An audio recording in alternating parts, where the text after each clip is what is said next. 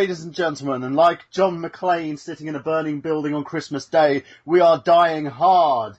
Yes, I'm Michael Burham for another episode of I Got Gameplay. This is episode 90, I believe. The other 90, we're 10 away from episode 100. And it's going to be a great, great show, because today we have a special guest with us, of course. And we have a show that's dying in the kind of the heart of Mr. Zach Latour here. It's one of his favourite things to do. And also one reason why he is the sexiest man on the planet. It is about dumpster diving. Don't forget Big Penis. Yes, don't forget Big Penis. So we're on the show today, and I want to actually introduce the man with the penis that transcends continents. He is Mr. Zach Latour. What's up? I'd like everyone to know that Snakes on a Plane was made after my penis. It was a biography. So you literally... Autobiography. So you had, like, Samuel Jackson yelling at you on a plane going, I want to get your motherfucking snake off this motherfucking plane. Yeah, exactly. It was too close to him. Okay. All right, just so we're clear, we're going to be full of shit this entire time? Or no? Yeah, absolutely. Just make up whatever world you want people to think you have. Nice. So, speaking of worlds that we're making up for whatever people has, ladies and gentlemen, we have a special guest. His name is Ronnie Haze. Ronnie, tell us a little bit about yourself. I'm a young guy. I mean, I feel old. But all right, since we're bullshitting, I'm very young. I'm very attractive. You can find me on YouTube. And I love to jump in those dumpsters. Oh, awesome. That sounds sexy. I know Anina was going, like, totally crazy over a man that can jump in dumpsters. But speaking of that, let's introduce back to the show again for another episode, Miss Anina Kasky. Hello. Good evening. Yeah, we'll talk about the fact that your heart flutters every time you see a banana peel on a man's face. Oh, yes. You said that. You agreed. You had me with the word trash. And speaking of trash, I don't know how that works, but we're going to segue to him anyway. He puts the X in XS Gaming podcast. He is Mr. Xander Scullion. I kind of feel like trash because, you know what, I had a quadruple Whopper from Burger King like a couple hours ago, and I'm still feeling it. Oh. So much meat. So much meat. Sounds like it was awesome, though. 40% meat. It was one of those things that, like, they don't even have it on their menu. It's so forbidden you have to ask for it. And they look at you with disdain when they give it to you. Yeah, there's a bunch of places that have, like, hidden menu items and shit. You just have to know. It's like being part of a club or something. It's like the McGangbang for McDonald's. Yeah, that's the first one I think about, yeah. Dude, do like waitresses come at you and like you have them at gangbang, and then one of McDonald's comes in and films it? Yeah, that's how it works. And then Grimace is just like crying in the background. Oh, my childhood. There's like a black bar over his eyes. McDonald's After Dark. with Xander Scullion. You should totally make... You know you're saying you wanted to make a new YouTube show, Xander? There you go. McDonald's After Dark with Xander Scullion. Fast food joints after dark. Imagine what you could do in Wendy's. Oh, yeah. The Baconator. Yeah. You can put the burger in Burger King, man. That's just like... People will be looking at it because that's the disgusting guy who defecates in fast food restaurants. I've seen what he's done to Wendy's. So, moving on from that, guys. We've got a very stacked show today. It's not going to be... Because we've kind of trailed off the usual news premise of most of our shows recently in order to do like some interview shows as well. We've had some great guests, Random, Bungo, Rossiter, and also we've got a big announcement coming up, especially for another guest who's going to be coming on the show soon. We're just going to hash out a few dates, so stay tuned for that one. But today, we're going to get everything back to normal and bring it back and do some of that lovely, lovely news. So let's progress and do that while Xander's burping off his burger. Excuse me. It sounds sexual. Exactly. He's got some sexual healing. And while Zach Latour still struggles with having that motherfucking snake on a motherfucking plane. So here we go. Yeah.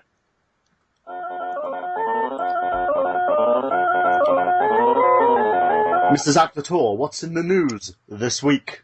I'm browsing Kotaku and I'm not really seeing too much. One of the things that I heard about was that that Tomb Raider is only going to be an Xbox One exclusive, the new Tomb Raider game coming out. It's going to be a timed exclusive because Phil. Yeah, I figured some like a franchise that's big as that. There's no way they're just going to keep it on one system forever. That would be stupid. I think Capcom's kind of regretting putting Dead Rising and leaving it on the Xbox One. Capcom is a bunch of dipshits. Let's be real right now. No, they're a bunch. I don't know who's heading that boat, but I think it's Pee Wee Herman. Well, isn't Dead Rising coming out for the PC as well soon? Like Dead Rising 3? It's all Microsoft, isn't it? So yeah, that's true. But I think it's their way of trying to expand the game's reach so it sells more copies. The fact it's not even on 360 kind of boggles the mind, because at least it would have extended the console range in that market. But it is what it is. And I know everyone was complaining about the Tomb Raider thing, and I think Robman put out a status about it and said, "Oh my God, Sonic the Hedgehog 2 is on the Sega Mega Drive. I hope that it's just a timed exclusive." Yeah, okay, here's the thing. Okay, so Tomb Raider was always on the PlayStation. It was always a PlayStation game, and later on, of course, it split. It went to I don't know if it went to GameCube. I don't remember, but I know it went from PlayStation to Xbox, and it went on PC as well. Believe it or not, it was released. I don't think it was ever on the GameCube. Okay, yeah, all right, so it wasn't on GameCube, but it has since spread out. So the fact that there's a Tomb Raider game coming out that is not going on the PlayStation immediately is just mind-blowing to me. That's where it started. That's where it's always been, and now it's going to the Xbox first. It's dumb. So you're upset that you get a hold of those lava boobies?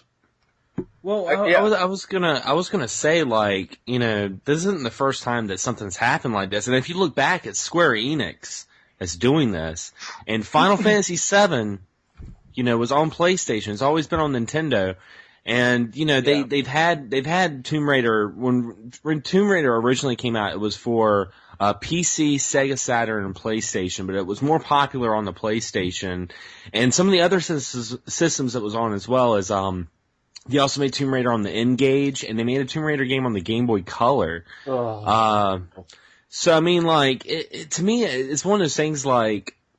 I think systems have to have exclusives, and I think a lot of people today we're just spoiled. We're so spoiled multiplats. Unless you have a Nintendo console and you're getting a first party Nintendo game, everything's on every system, and it's just like, if companies don't do that, what's the point of buying an Xbox One if everything on the Xbox One is also on the PS4? I guess people to a degree are fanboys of some point. I mean, I have more like dedication to PlayStation than I do to Xbox. So here's the thing though, Final Fantasy VII would never make it. That was on the N64 for Nintendo. That competition would never have worked because the N64 cartridge couldn't handle. That's why they went to the disc, isn't it? Yeah, it is. So we never would have got the Final Fantasy VII. They had to have. Because Nintendo stuck with the cartridge because they didn't have enough faith in the CD-ROM drive, as far as what I understand. So we wouldn't have got that. You know what I mean? That's where I see that. But the Tomb Raider thing, that's just a big fucking ass to the fans. I mean, Tomb Raider got where it is because of the fans. And to limit the fans that play on other consoles, it seems unfair. And I'm all about exclusives, but create one. Make one. Don't steal one. Don't buy one out from under us. Well, see, the thing is though, this is genius for Microsoft, and the reason why I say this is genius is because my favorite series of all time is Castlevania, and Castlevania doesn't have a certain console it always sticks with, and I've always said, any company that wants me to buy their system, make an exclusive Castlevania game. That's why I bought a PSP. That's the reason why I bought a 3DS. I was holding out on the 3DS, but when I heard Mirrors of Fate coming out, I had to buy it. So as a business standpoint, it's a fabulous idea. As a fan point, I can understand the feeling of betrayal. Hey, Burhan, hit it. Oh, God. Oh, Burhan, get your finger on the trigger, man. I'm sorry, there's loads of... So slow. Betrayal! Betrayed me! That's exactly what she said, and I'll tell you something, right? No, I've never heard a woman complain, you're too slow. Anyway, now, going on from that, I do agree. I think when it comes to exclusives are a must for any system. But Phil Spencer has come out legitimately and said to people, I believe it was IGN he was talking to about this, and said, we don't have enough money to make this an actual console exclusive. We can only make it a timed exclusive. So apparently it will remain on the system for anything up to a year and then expand out to other systems later. See, Microsoft has this idea where it's like if they see any competition anywhere, they just throw a shit ton of money at it. It's like, oh, Rare made awesome games for the Nintendo in the 90s. It's like, buy the company and bury them. You know, it's like, oh, people want Tomb Raider, and now that the last one was so good, they're definitely going to buy the next one. Like, fucking buy that shit and bury whatever. But remember, Microsoft was under a different person. It was under Don Matrick at the time. Now they've actually moved on with Phil Spencer, and Phil seems to have his finger on the pulse. I agree. He seems much, much better than whoever was heading it before. Don Matrick. I call him the rich retard. Anyway. Am I the only one who's against exclusives? Nothing pisses me off more than, oh, this new game you were waiting for 6 months, only on I'm on your side, Anina. I am on your side when it comes to this, because I think the fact that a ton of games have been kept off the Wii U or being sat on at the moment is pissing me off to no end. Because I've got this amazing console. If you want a bigger fan base for your game, you will make it multi-platform. It's just common sense to me. The problem is, it's politics. A lot of companies are playing stupid politics. It's like Ubisoft are like, well, we made an exclusive game for the Wii U and it didn't sell. Actually, what they meant to say was, we're being paid to not put games on the Wii U. But you have to think about the fans. I don't understand how these companies keep pissing off fans. It's all about the money, and like here's the thing about third party developers, because I hear so many times with Nintendo and third party, I hear on so many forums that people are like, Nintendo needs to bring in third party, blah blah. Now when people say third party, the first thing they think about is Nintendo brings out a third party, it's going to be a mature rated game that's not a Mario or Zelda game, and that makes sense. But the problem is third party companies, when they go to these other consoles, The company doesn't make as much money off a third party as it does a first party. Nintendo's kind of smart in the sense they have that loyal fan base, and they release these games on first party. Every Mario game they sell, every Zelda game they sell, is money straight in their pocket. They don't have to venture off and throw it at a company like Ubisoft that turns around and badmouths them afterwards, or Bethesda, who just says all this stuff about Nintendo. And I'm not trying to ride the white knight of Nintendo, because it is what it is, but look at the third-party companies. A lot of these third-party companies are closing down because they're making these blockbuster games that aren't fucking selling. Look at Crysis. Look at Radical Games. All these companies, they're trying to be in this competition of trying to make Michael Bay games. I just don't agree with it. Well, I think a lot of the problem in that, and correct me if I'm wrong, is graphics have gotten so well, and I don't know if anyone else thinks the same way, but it feels like they want to make such amazing, what the fuck? It's when you're playing a game and it's like everything's moving so fast, quick, push the X button. You know what I mean? Oh yeah, QuickTime events, yeah. Yeah, QuickTime events. So they want to throw these amazing graphics at you, so they take the easy way, the cheap way. They give you this amazing scene, but then the whole gameplay is fucking QuickTime events. And the gaming industry seems like it's doing the same thing Hollywood is doing, and it's just regurgitating the same shit that they think is successful from listen, graphics are amazing, that's great. Let's focus on gameplay. We don't need all these cutscenes. We don't need these QuickTime events or whatever the fuck it is. Tomb Raider was a really great game. The QuickTime events and all that other shit, Lara Croft cannot fall off a fucking cliff in this game. You do not need any skill. They dumbed it down completely. They are just making it too fucking easy with the QuickTime events and babysitting you on latching onto a cliff. I don't know if anyone noticed this, but Fungo was talking about that quite recently as well, how he feels that the game is a shell of its former self. The graphics are really nice, but in terms of the way that it plays, it's not hard anymore. You could literally get through it. It's like Uncharted with a female protagonist.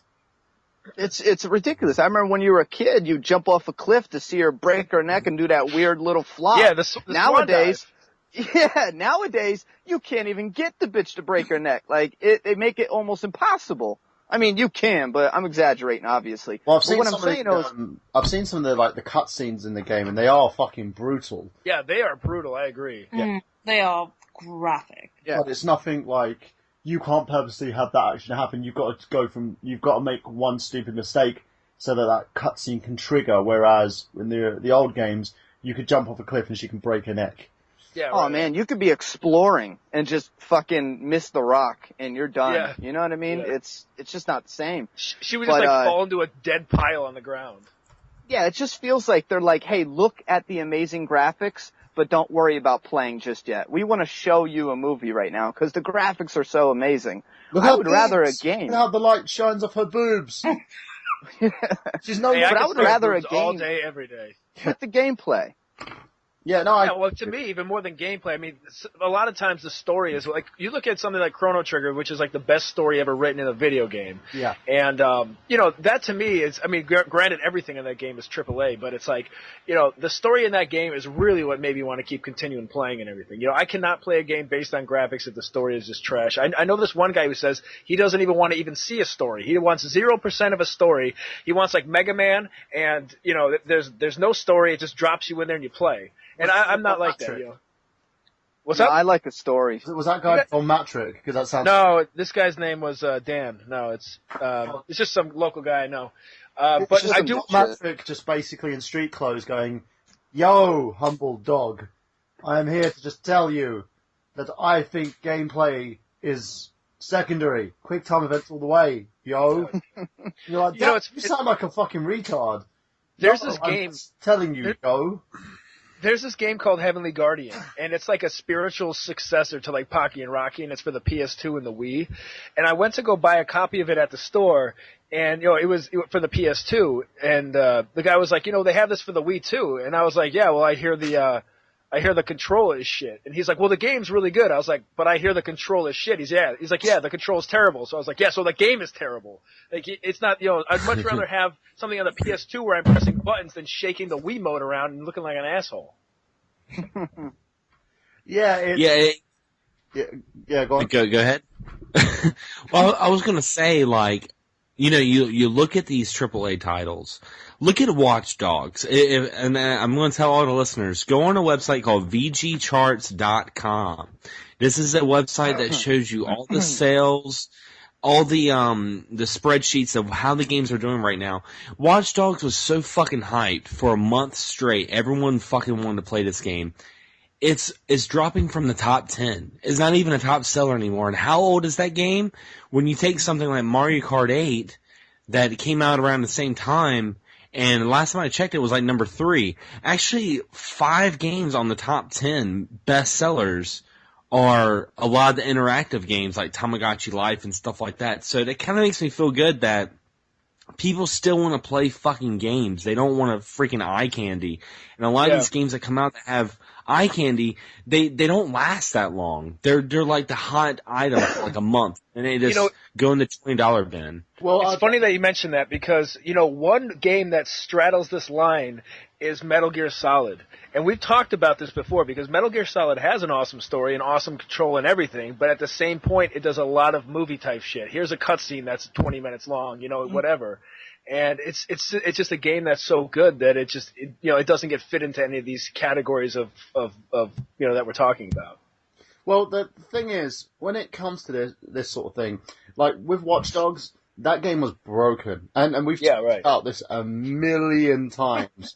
And I, people hate me because I did a review on the bloody game, and I literally, Ronnie, I did a huge playthrough of the game, and then did a review on it. And the review's like an hour-long tirade of me going, what the fuck is wrong with Ubisoft?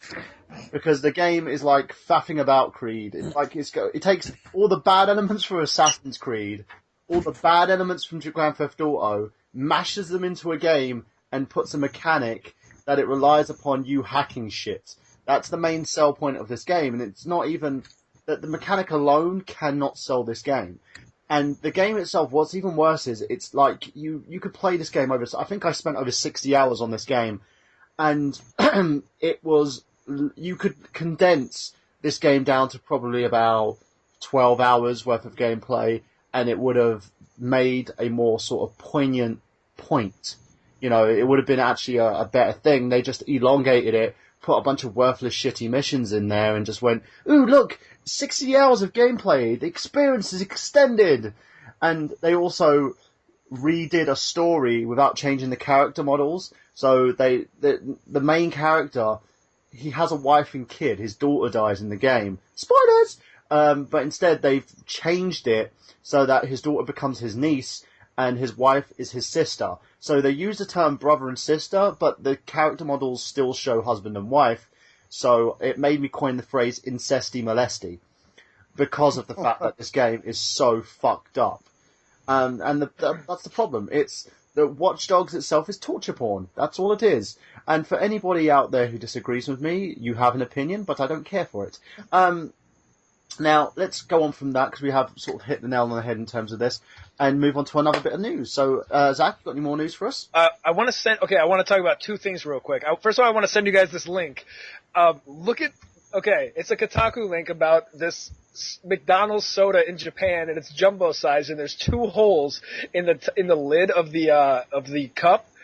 And I look at the name of this. In Japan, McDonald's jumbo size cola is a forever alone reminder. So it's like people who buy this always realize that they're fucking single and they have no one to share this with. I think this is just amazing.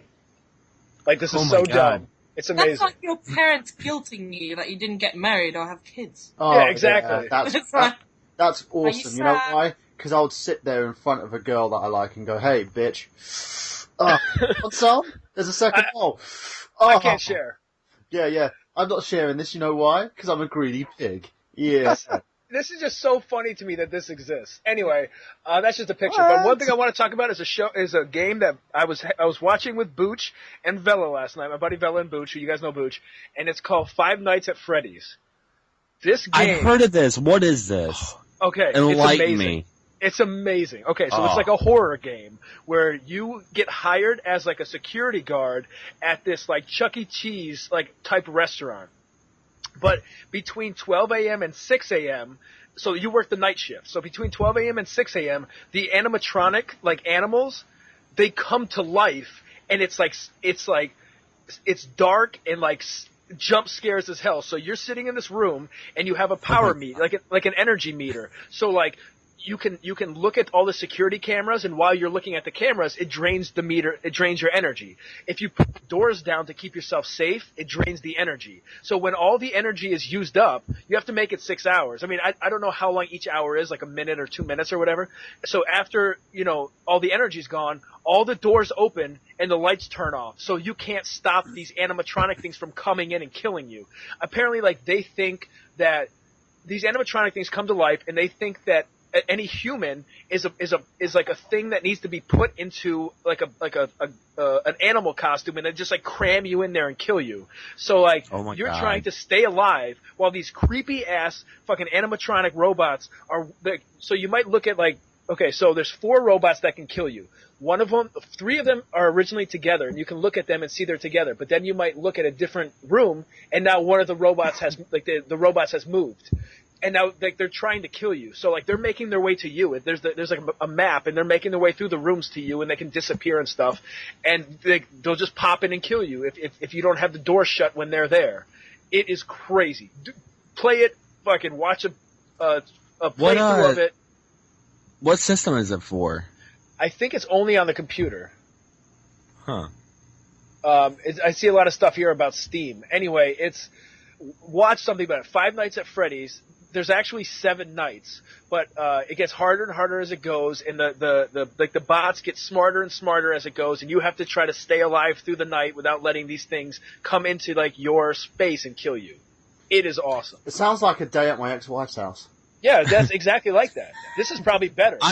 I will say, like, games like Five Nights at Freddy's and stuff like that, and the new Silent Hills teaser. I was talking to Burhan about this earlier today. I just love that this survival horror genre is coming back, and it's coming back almost like a sleeping giant. Because, I mean, you have the remake of Resident Evil coming out. They just talked about the Revelations 2 is coming out. You got the new Silent Hill, new Fatal Frame. I mean, all they need to do is add a fucking clock tower game, and it will be fucking on like Donkey Kong. I am so excited about this. Yeah, survival horror games were my favorite genre for a long time. Fatal Frame 2, I feel, is the scariest game ever made, in my opinion. I had to play that game with the lights on when I had people in the room. I was so scared when I played that game. Me as watching Xander eat that burger. That was the scariest thing I've ever experienced. Yeah, they're both up there. But, yeah, Fatal Frame 2, I can't remember, Crimson Butterfly or whatever it was called. That game is fucking... You just get ready to change your underwear. Or sitting in the car with Xander afterwards, because imagine if you just rolled up the windows and just laid one off, big burger fart. You'd be dying. You'd be like... You'd be dead. There's no coming back from that. It would be like a Hideo Kojima experience with Silent Hills. You'd be like... Rob out of it. Why isn't this working? Damn it. I keep walking through this door and I'm still in the car with Xander. Now, going on from that, I do agree. I think the whole survival horror genre has come back and made a proper splash. It's kind of gone full circle from everybody making these fucking Michael Bay games instead of focusing on the true horror of what these games stand for. And for me, it's amazing. I think that the fact that Kojima has actually taken a chance with the Fox engine with Silent Hills, it looks great. The games have been extremely frustrating as well, and we don't know how well this is going to come off, because we don't even know that the story that we've played in the PT demo is going to be the actual thing. All we know is, people are waiting and biting their fingernails in anticipation. In terms of the other games, and I think it's based mostly on experience now, as long as they can put together something that everyone is going to love, that suits every person in terms of their audience, I think they'll be on for a winner.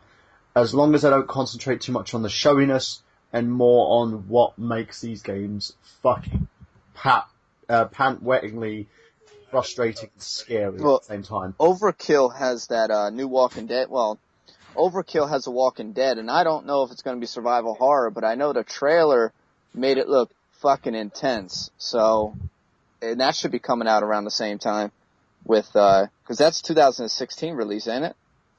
Yes.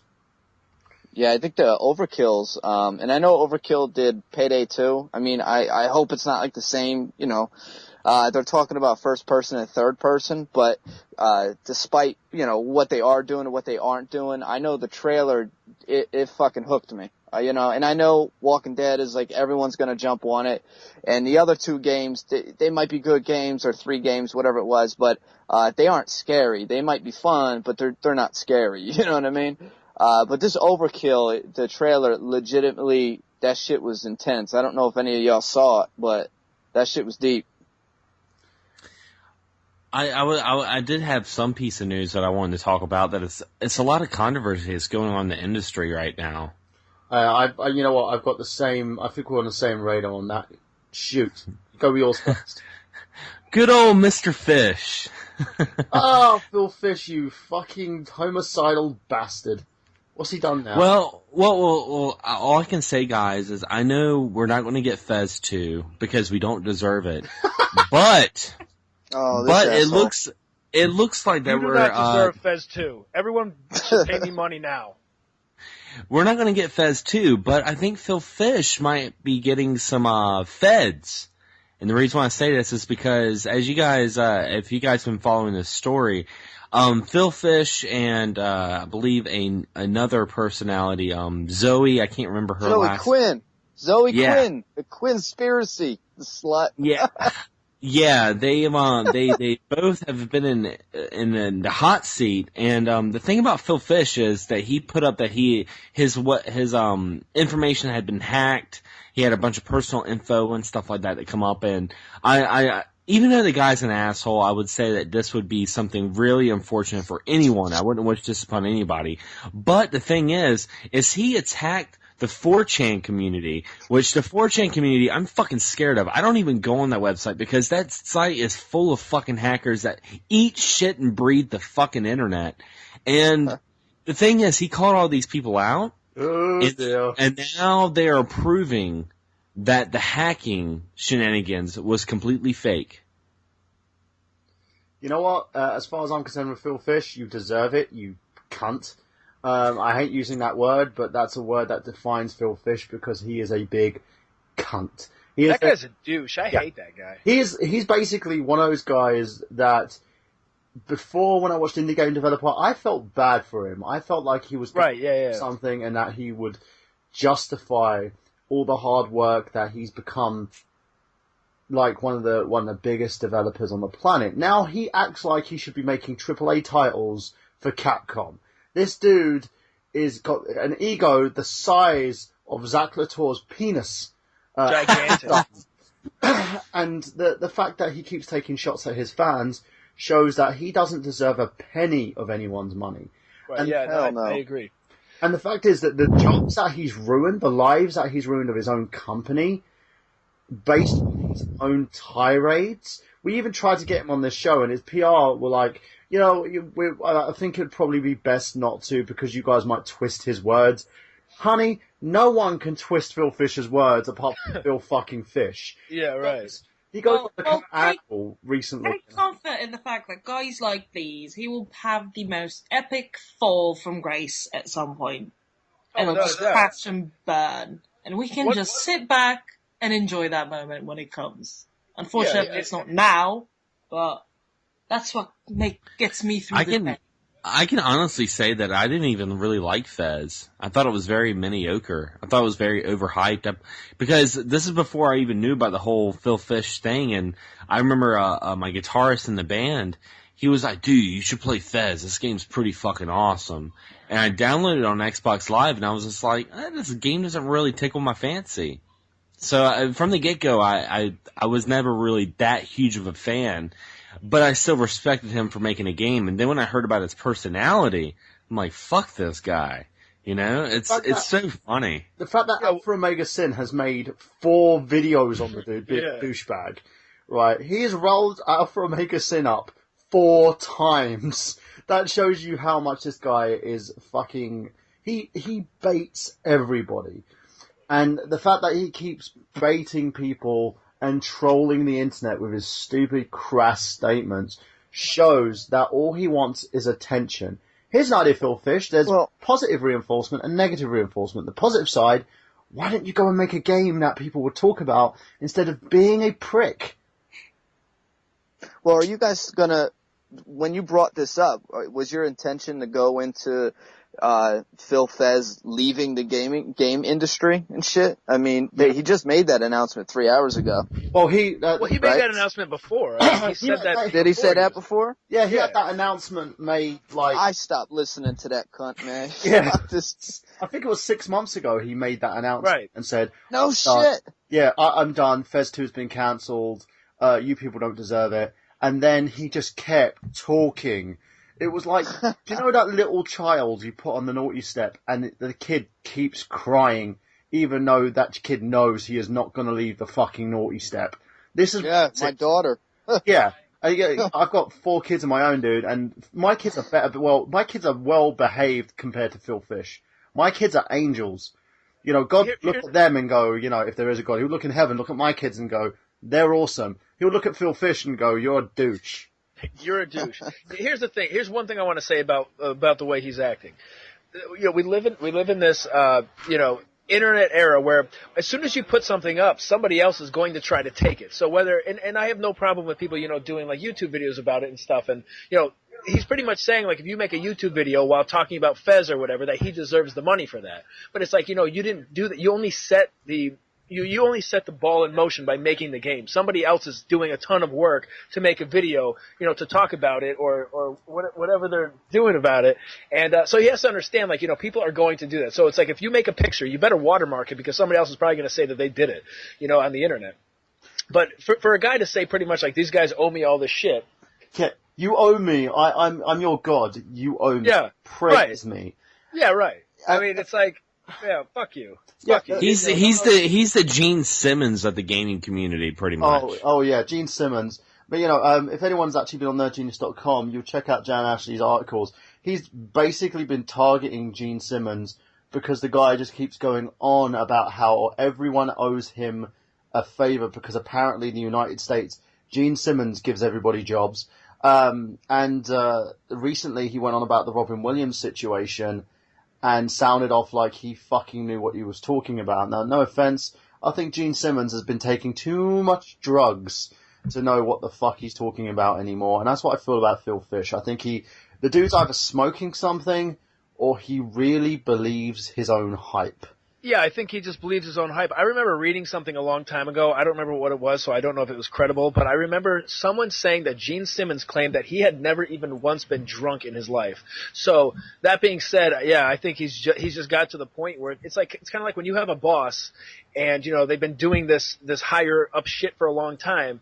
It's like you can't like put them on the same level as yourself because their brains are just fucking weird. I think Gene Simmons he's just been rich and whatever for a long time, and now he just doesn't know how to connect with people.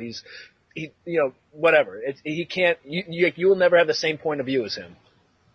No, I agree. In the end, I think Phil Fish basically needs to go away, and the only way that he will go away is by just ignoring him. And that's what I want you to do, Internet. I know it's going to be hard.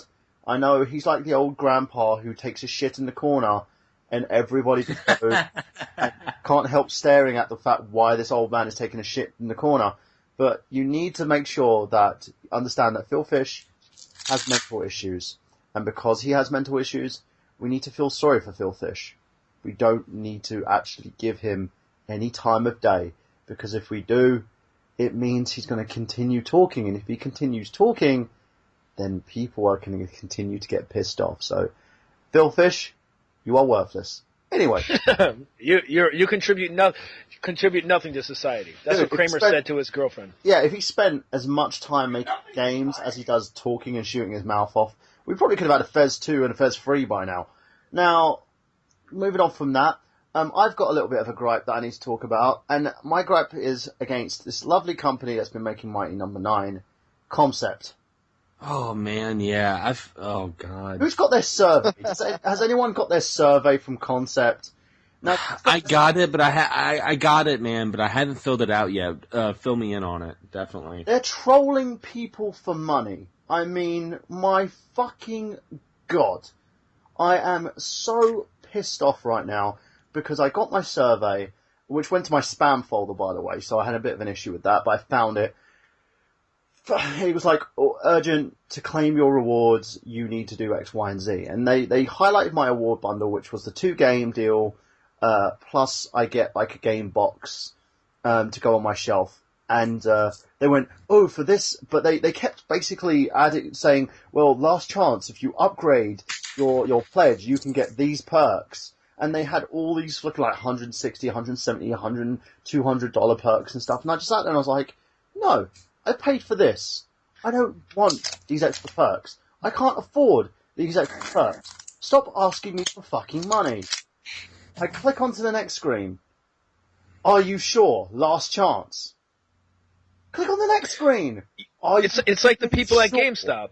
Yeah, it's like, are you really sure? Because for an extra blah blah blah, we can give you these. And then I move on to the next screen. Oh, we have in-game bonuses. You could get a DVD copy of this game for your PC only, and we will basically, with a nice little cover, and you've got to pay $20 extra for it. I am not fucking shitting you people. $20 extra. Oh, you could get a USB pen version of the game for $20 extra. And I'm sitting there and I'm shaking my head to the point of you've already got 3 million of people's money. You're trying to use this as a way to finance the rest of your company. Because I'm sorry, this isn't about Mighty Number 9 anymore.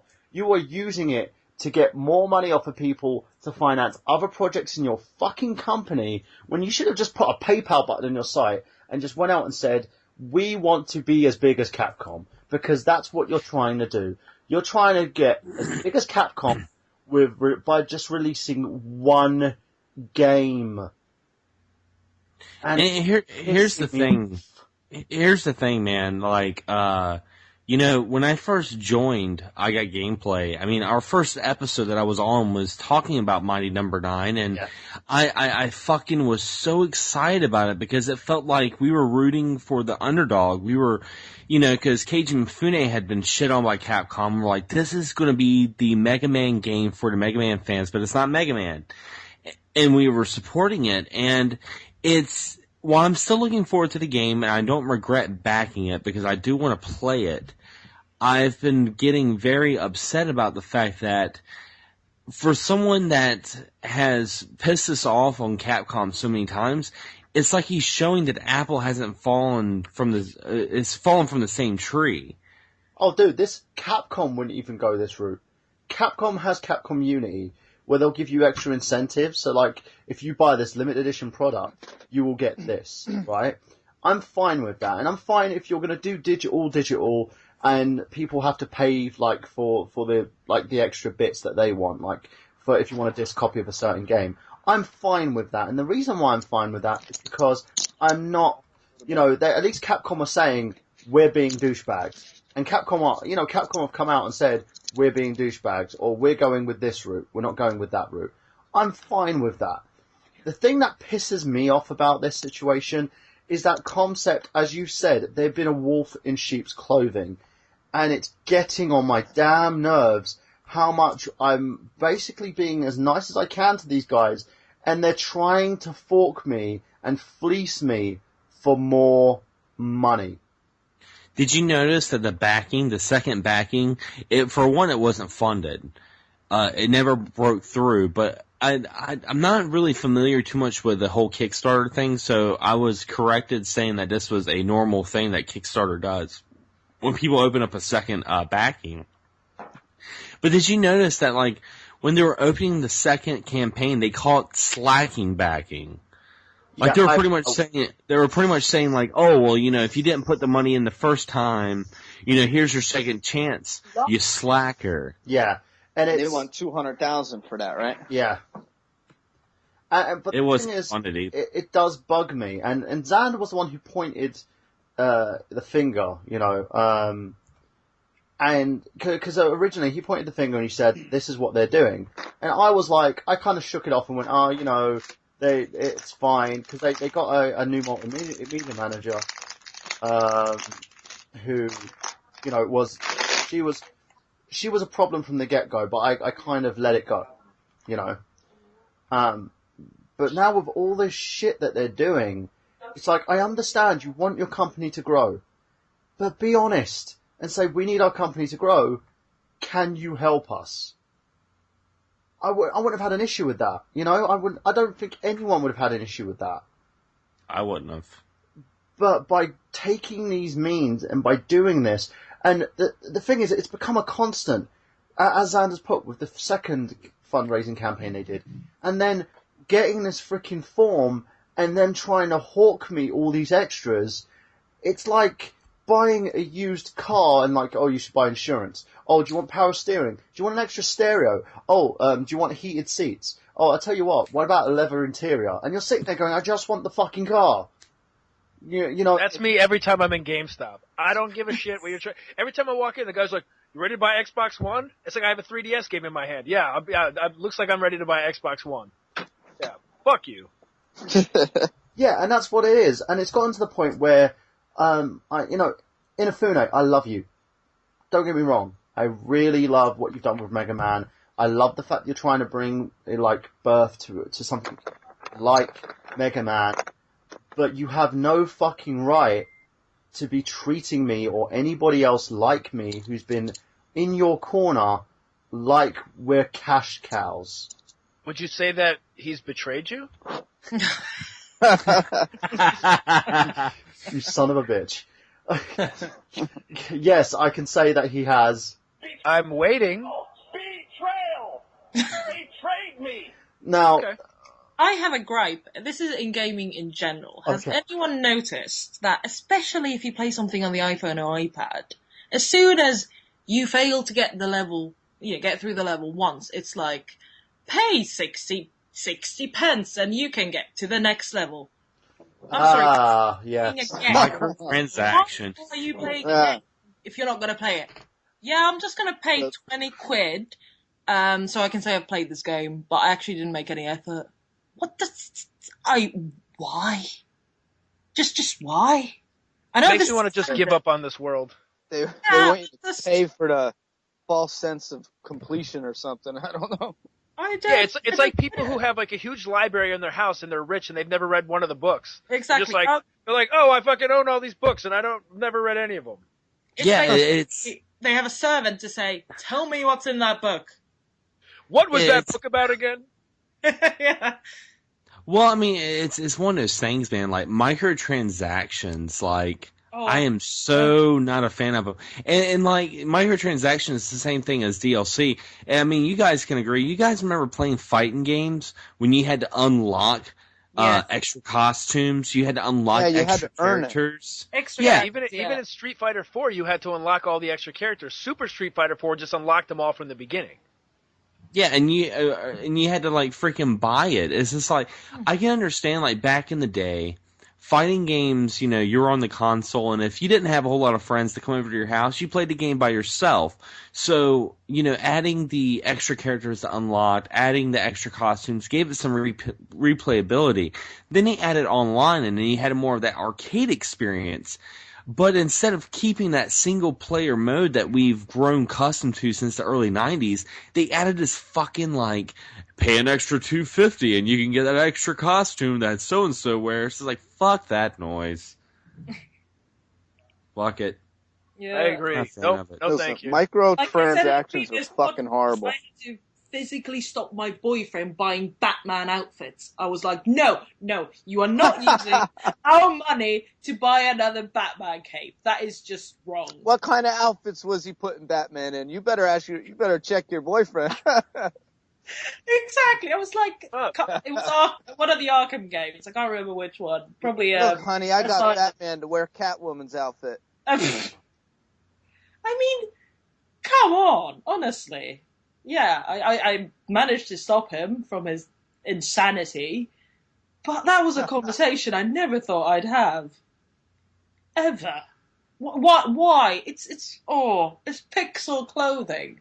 It serves no purpose in the game. You know what's worse about that is the fact that there's actually a code that you can enter that you can unlock all those costumes. Exactly. Oh my God, really? Yeah. I know, bless him. He's not a hacker type of guy. I know a lot of people uses the DLC for the outfits. I have, and this is no bullshit, this is a true story. I have never used DLC to change the clothes. I mean, I get it, some people like the whatever, but just give me the fucking game and get out of my way. That's how I am. I just want to play that shit. As well. I mean, that's why I never got into World of Warcraft. Yeah, I don't need Deadpool in a variant fucking black and white outfit. Just give me the damn game, you know? I don't want to buy weapons. I want to find them or get them after a quest. I don't want to buy them or swap them or trade them. I agree with you. What is going on? I'm sitting here with a bag of Doritos. I thought she was killing her boyfriend. I thought she got mad now. It's like, fuck this. Where is that son of a bitch? Yeah. I'm going to kill him and take his shoes. Yo, taking the shoes is number one move. Don't ever forget that. Oh, you got to. That's the thing. You can't just kill someone. You've got to take their shoes afterwards. Yeah. He'll be like, that's a psycho bitch who took my shoes. Not even killed him. The family just like, we just want his shoes back. But yeah, no, I agree. I think that the whole issue, I say, well, going in for a Dorito chip, the whole issue with the gaming industry at the moment is it's gone into how much can you give me instead of how good these games go on. And this goes back to what Ronnie was saying previously. And in terms of what's happening, we're getting, it's because we've had a very good time. I think like last week, the week before, we've had some very good releases. Game companies are coming out with some great titles, some great hardcore AAA titles that are going to be debuting in the next year or so. But we're also getting a lot of shit. Capcom haven't learnt their lesson. Being someone who's on the Capcom press at the moment, I got a press release for Dual Destiny, Phoenix Wright Dual Destinies that they released on the iPhone. You have to pay per chapter for this game, right, on the iPhone. And the fact that Capcom is still trying to go the mobile route, even though it doesn't sell for them. Mobile gaming doesn't work. And mobile gaming in general, it's not a foray that you should sit there and go. It's for guys like the guy who created Flappy Birds. That's the kind of get rich quick kind of gaming forum that you can use, as long as it's a monotonous piece of shit in terms of a game, and it's something you can play on the toilet or you can play when you've got time to kill. Hardcore gaming has no place on mobiles and tablets. You can't play Final Fantasy on a tablet. Because no, you can. There's definitely tablet games of Final Fantasy. I'm not saying it's no, but the way to play it. It'd be something like Tactics, I think, would probably be better on there, like Civil. I know you can get Dragon Quest 8 on the tablet. Any good? I don't know. I haven't played it. Plants vs. Zombies is a very good game. I love that game. That's a fantastic game. That's purely tablet and... No, but again, that's created for that medium. No, that game started on the computer. When I played that game, it was on the computer. Alright, I didn't know that. But that is brilliant when you're, killing time on a train. And I love that game. Or when you're on the toilet. When I'm I on will the say train. this. I will say this. What do you guys think about when not only does places like GameStop push, the pre-orders, but then you have the wonderful thing called Season Pass. Oh god. I never pay for a season pass ever. I've never done it yet. Yeah, fuck Season Pass. That's It's like, hey, you guys can get the DLC. You guys can pay for the DLC before we sell the DLC. It's basically gotten to the point now where it makes me laugh, because as a gamer myself, they've taken everything that makes a game work and they've chopped it up into components. So instead of basically paying for a full game, you're now paying for part of a game. So you laying down $40 for part of a game, then you're like, okay, we're going to sell you the rest of the pieces of this game that should have been there in the first place as DLC. One thing I want to say about this. Yeah. Sorry, continue, Braham. What are you saying? And then from there, we're basically going to give you a season pass. If you pay for a season pass, then that will work for you anyway. And it makes me laugh because these developers used to develop full games. Now they just don't even want to bother with it. And yeah. You're sitting there and you think to yourself, what the fuck am I doing? Why the hell am I paying for this? And that's what's driven me kind of to pre-owned. Like with games like Mario Kart, for instance. I got Mario Kart 8. I'm happy with this game. It's a full game. Nintendo give you DLC that adds to the game. You're going to have the amiibo soon that you can put these little figures and they'll be part of the game. So you're going to have various different characters that you can bring into the Mario Kart 8 world. Great. Smash Brothers on the Wii U's coming, and you get to do the same thing with that. At least you get a completed game. And again, no matter what problems I've had with Nintendo, they never stiff me on a full completed game. And that's the one thing I can say about the company. No matter what issues I've had, they've nearly shut down my fucking YouTube channel over Scribblenauts. Right? Nintendo have made Scribblenauts. And they've had bad decisions over YouTube in general. But the one thing I can say about them, they have never stiffed me on gameplay and on a full game. People get pissed off, they're always Mario Sonic, or Zelda games, or this or that. But they've never stiffed me on a completed game. When I get a third-party game now, I feel like I'm being cheated. I buy a game. Oh, look, you've got this DLC pack that you've got to buy. And, and again, the only other company that I've had that's third-party that hasn't done this, Namco Bandai. I've had a very great working relationship with them, and I have to admit, they have always given you extra bang for your buck. One Piece, Unlimited World Red. I got that game, and they have given me free DLC for the game. Didn't have to do that. But they gave it, They've got extra little packs that aren't part of the game that you can add to your experience that are for reasonable prices. They don't try and shove their shit down your throat. And that's the great thing. And that's the one thing I think people should look at the model that Namco Bandai are doing and why it's being successful. Because these guys are making money hand over fist because they are looking at their varied audience. They're not just releasing games on one platform. They're releasing them on cross-platform. They're always trying to cater to everybody and not just to one person. And they are making sure that whatever they release isn't a piece of shit. And by doing so, they are progressing.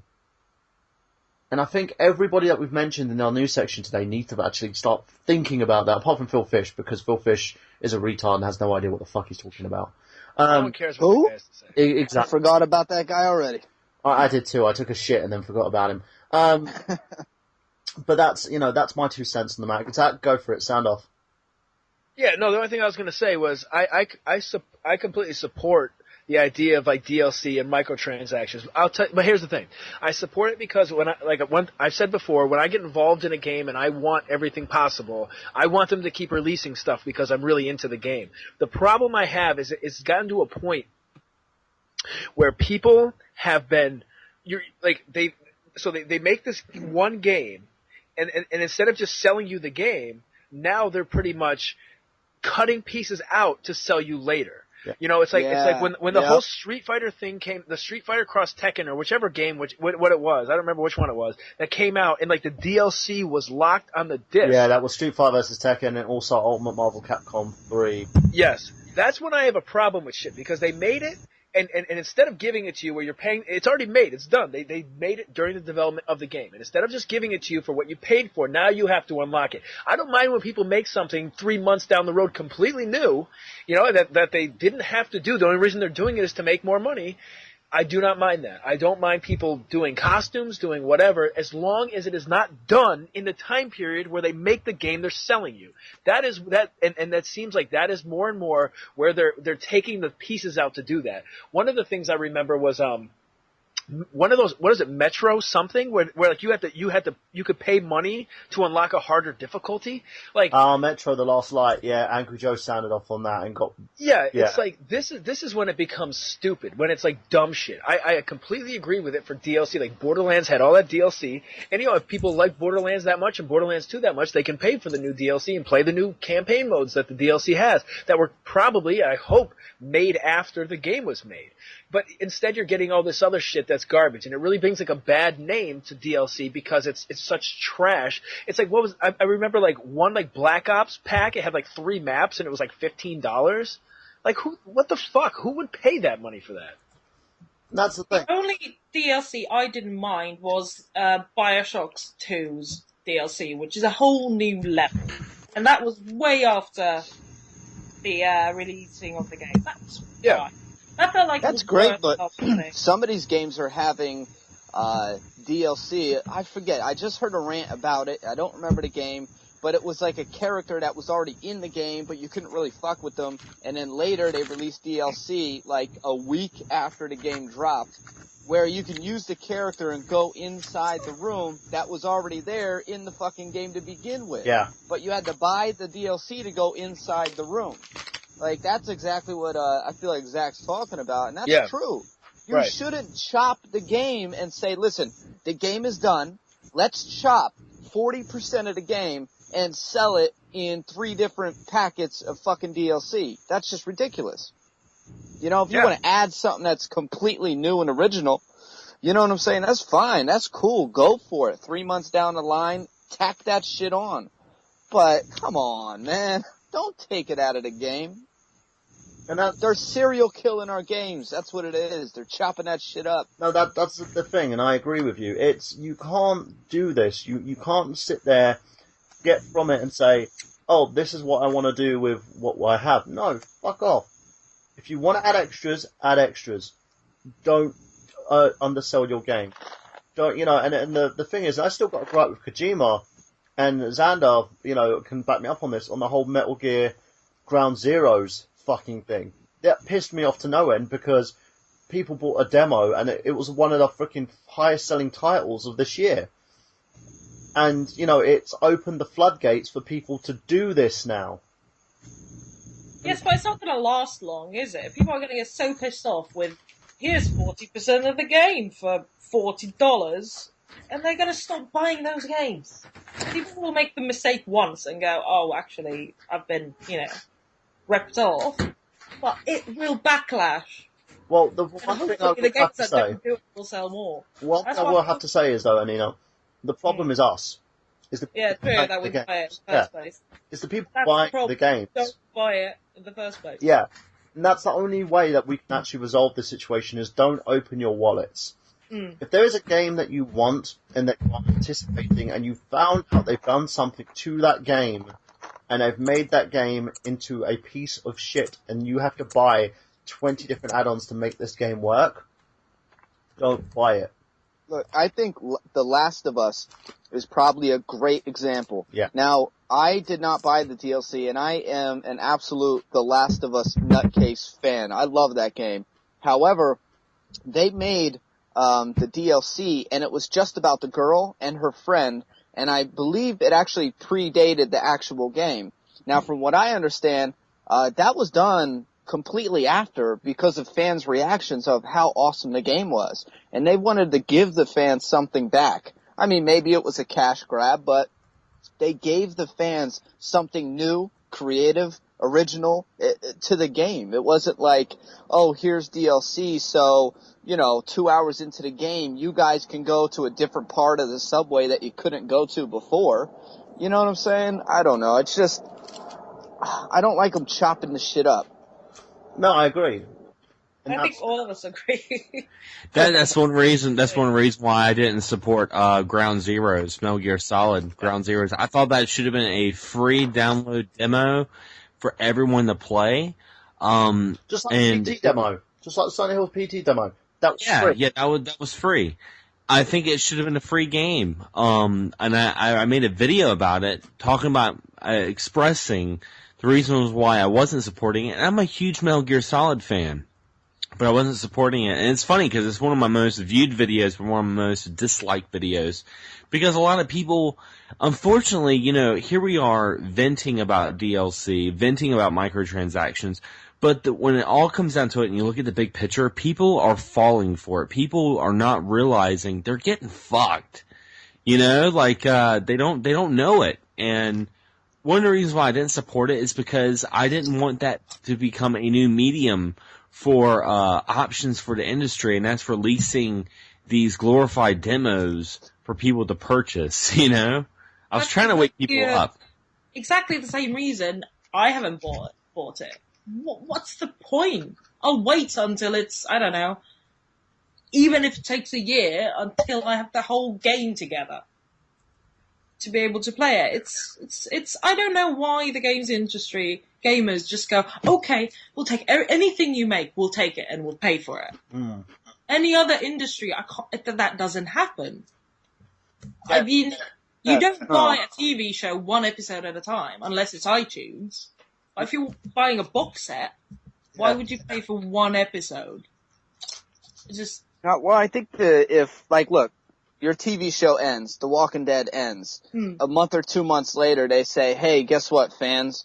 $20 will get you a new episode. I think everyone would turn their heads and be like, wait a minute, what are you, fucking retarded? Why would you do that? Now, with the gaming industry, it is a newer thing. Even though it's been out for a while, that's still a newer thing because it's going to take the general public some time to catch up with. And I know they should know it right away, that this is a ripoff, this is bullshit. But with the more and more of us that are speaking out about it, the more and more people are going to hear it, the more and more it's going to seep in. In 3 years, it might actually be that experiment that went wrong. You know what I mean? People might stop opening their wallets. Hopefully. Let's hope so. Right, so guys, we're going to get back to you in a sec. We're going to basically put on some music. And I think you know what time it is for, basically. It's time for our break. So let's do that now and go to our commercial. And we'll be right back in about 3 minutes. So for everybody who wants to go and take a little break before we continue, go for it. And we'll see you soon.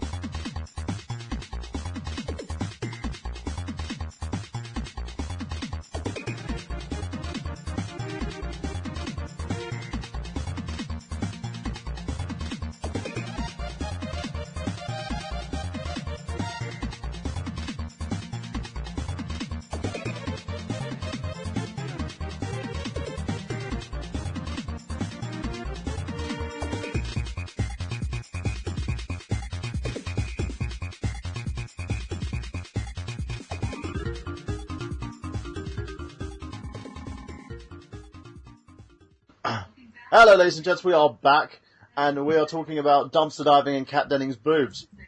So, Zach was just saying how inviting they are.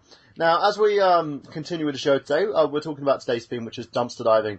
And what I'm going to do, because I don't know too much about this, apart from a video that Alpha and Omega Sim posted, where they tried to dumpster dive at a back of GameStop, and it turns out they went into the wrong bin. That video is one of the funniest videos I saw around that time when 8-Bit Eric pukes. It was amazing. That was fucking amazing. And it's hilarious because then they talk about this as it's a big thing. Dumpster diving is huge in the gaming community, and we'll explain why. So let's turn it over to Zach and Ronnie now. And guys, explain to us what dumpster diving is. Tell the audience, for those who haven't seen it, who are noobs like myself. Yeah, take it, Ronnie. Let them know. All right. Well, listen, we will. First off, we'll say dumpster diving is not what you think. When you think of dumpster diving, you're going to think of your garbage at home. Or if you live in an apartment complex, you're going to think about that really nasty shit that you walk to throw out your household trash. That is not what it's like. I mean, if you go like with 8-Bit Eric and Alpha Omega Sin, they hit up a restaurant dumpster, and that shit has maggots. That's horrible. It smells. It's filthy. It's like they found a rotting corpse inside that dumpster. Now, a retail store doesn't have that shit. It has plastic, styrofoam. It has bags, paperwork, a bunch of shit where it's cleaner than most public restrooms. And I kid you not. Now, so a lot of people, they really have this opinion that dumpster diving is smelly bums, digging for cans or some shit like that. Well, a retail store, if you find one relatively clean, like I was saying, they throw out merchandise for a number of reasons.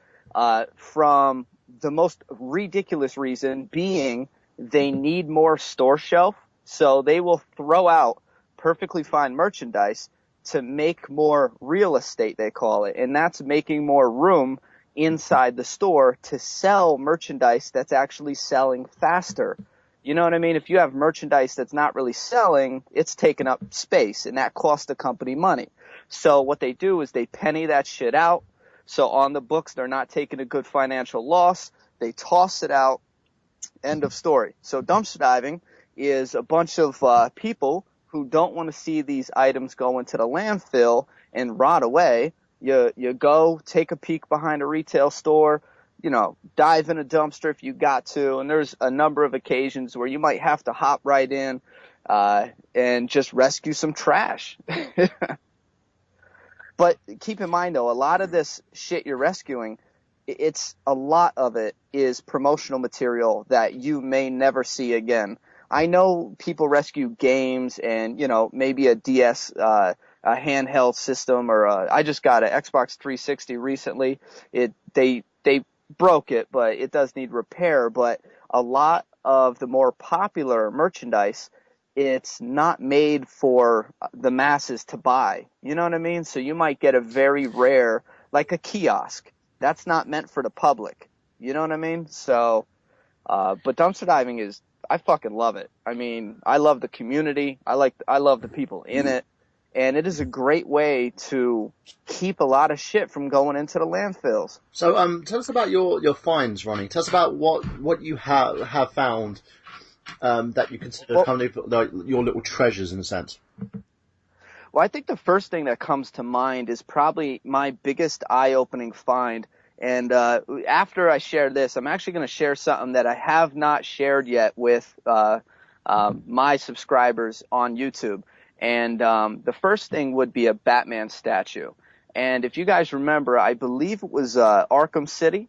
They released a black and white Batman. He was kind of hunched over like a football player. Edition. Yeah, the collector's edition. Well, I don't know why, but I was digging in the garbage. Like I said, I don't know why they threw it out. I could, give you theories, but let's cut through. I was diving, and I seen a Batman statue. It was in the plastic and everything. This thing was in mint condition. They just threw this shit out. So I take it home, I record a video, put it up. The next night, I go diving. I find the rest of the whole collector's edition. I mean, everything was in it. There was a Batman movie. There was the DLC. There was a bonus disc. Basically everything but the game.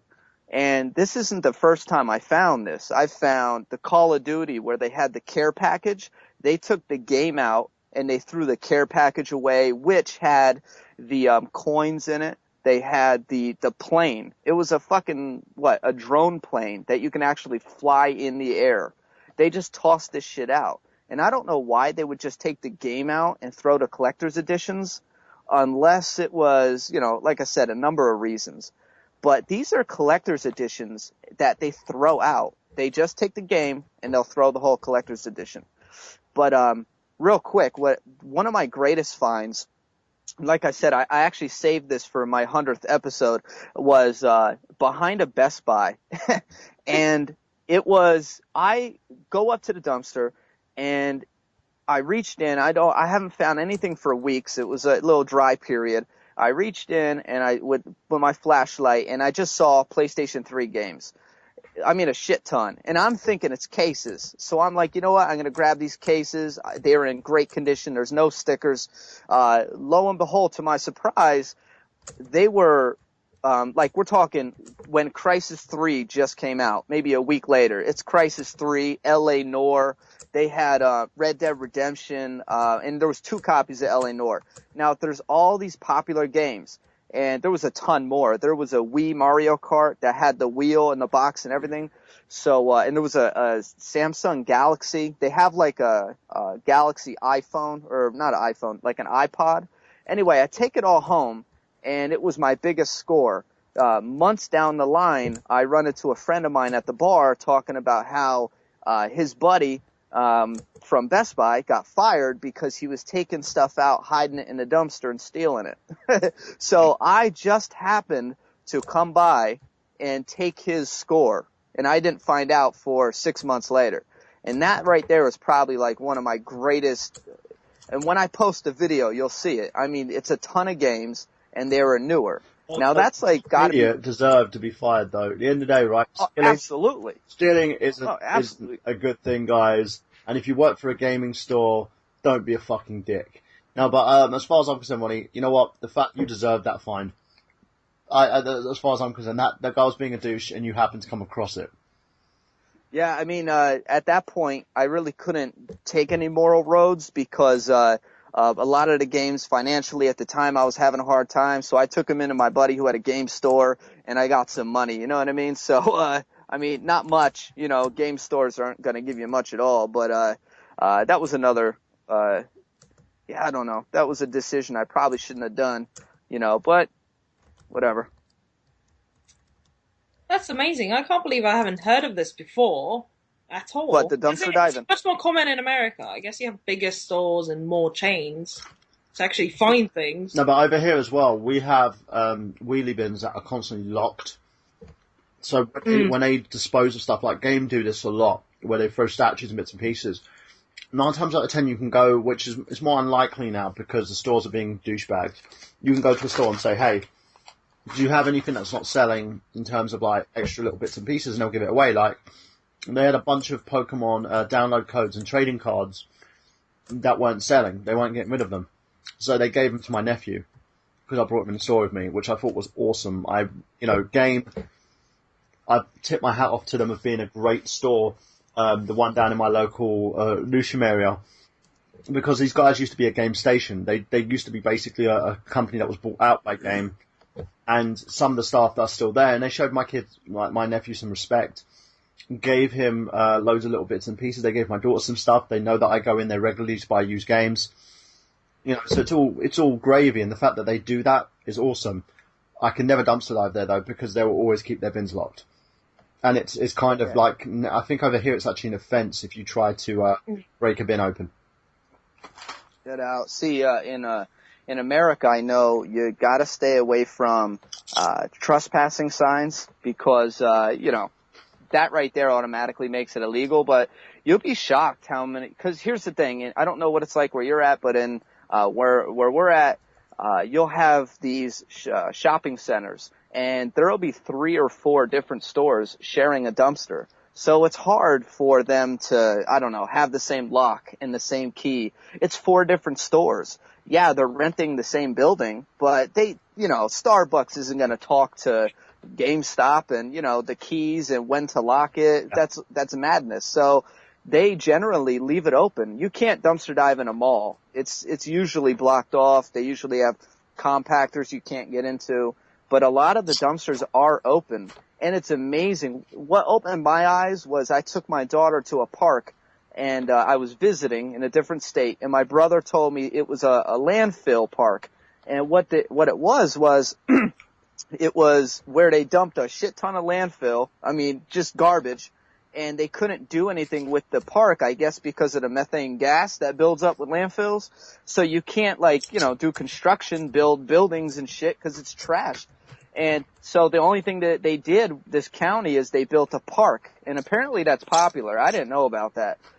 But if you think about it, once you go dumpster diving, you will see millions, hundreds of thousands at least, tons of shit that people can use. Yeah. We're talking food gets thrown out. If it's outdated by 3 months, if it doesn't expire for 3 months, and I worked in a distribution company, that is 3 months and that's it. You cannot send it to a store. Yeah. You know what I'm saying? So they just throw it out. There's bins of boxes of cereals, and those are going to, Big Lots. And if they don't sell, they throw them out.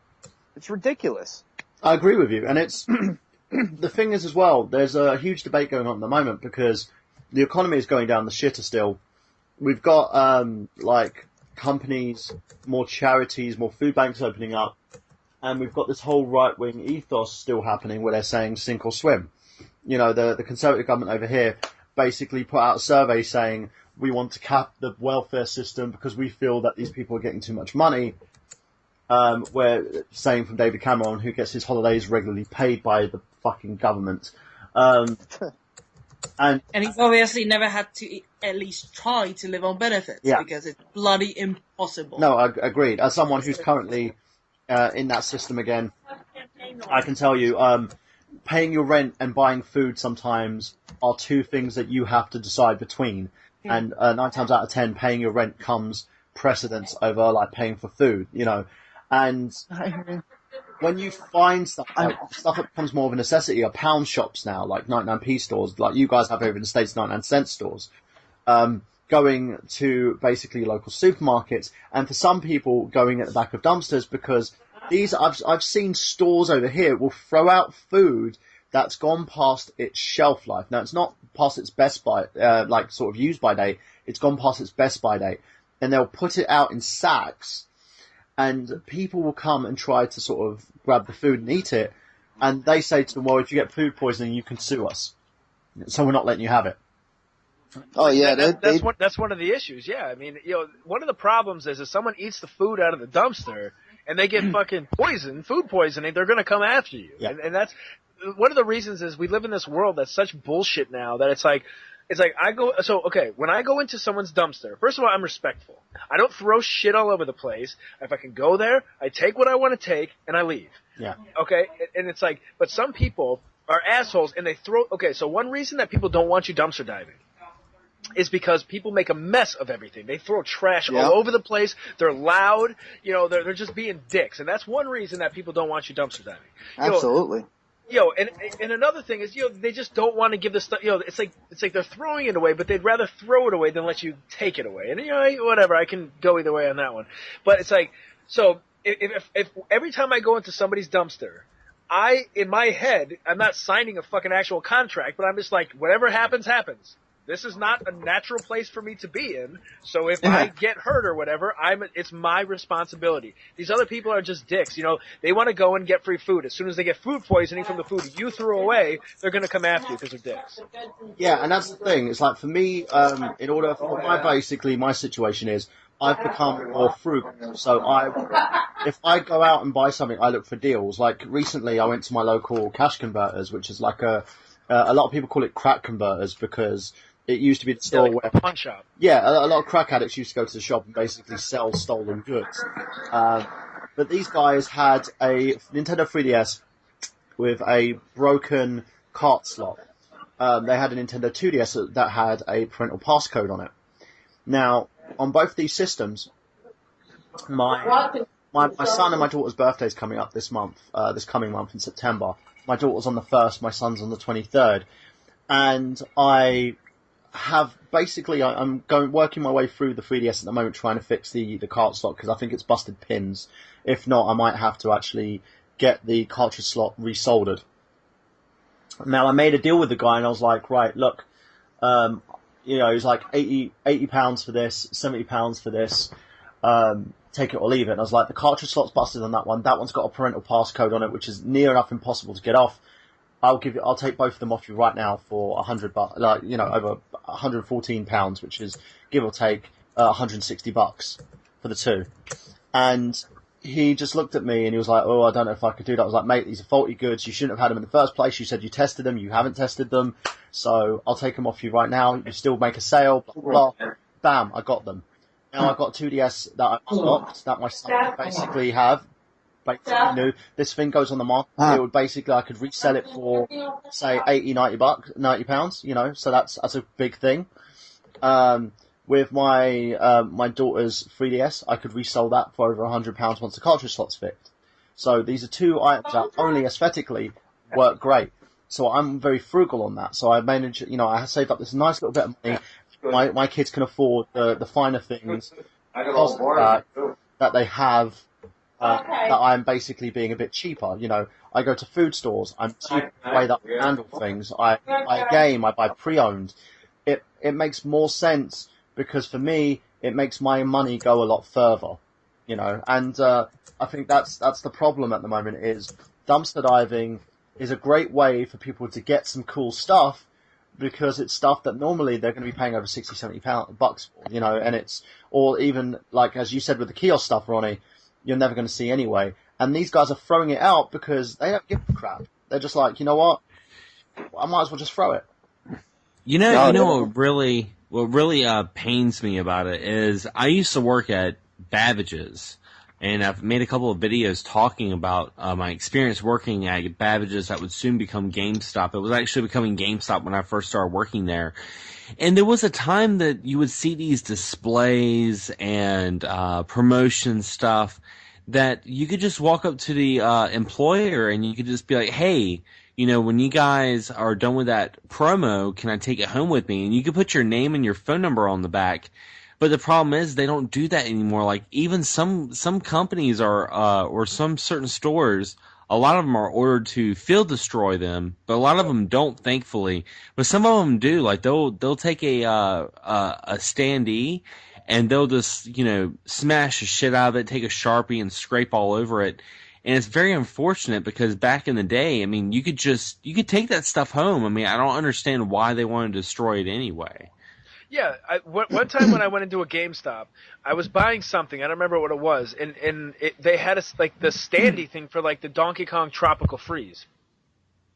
And I remember that when I asked this guy, that game had come out 3 months prior, and I was like, "Hey, can I have this? Because it's old at this point." And the guy was like, "No, I can't give it to you because."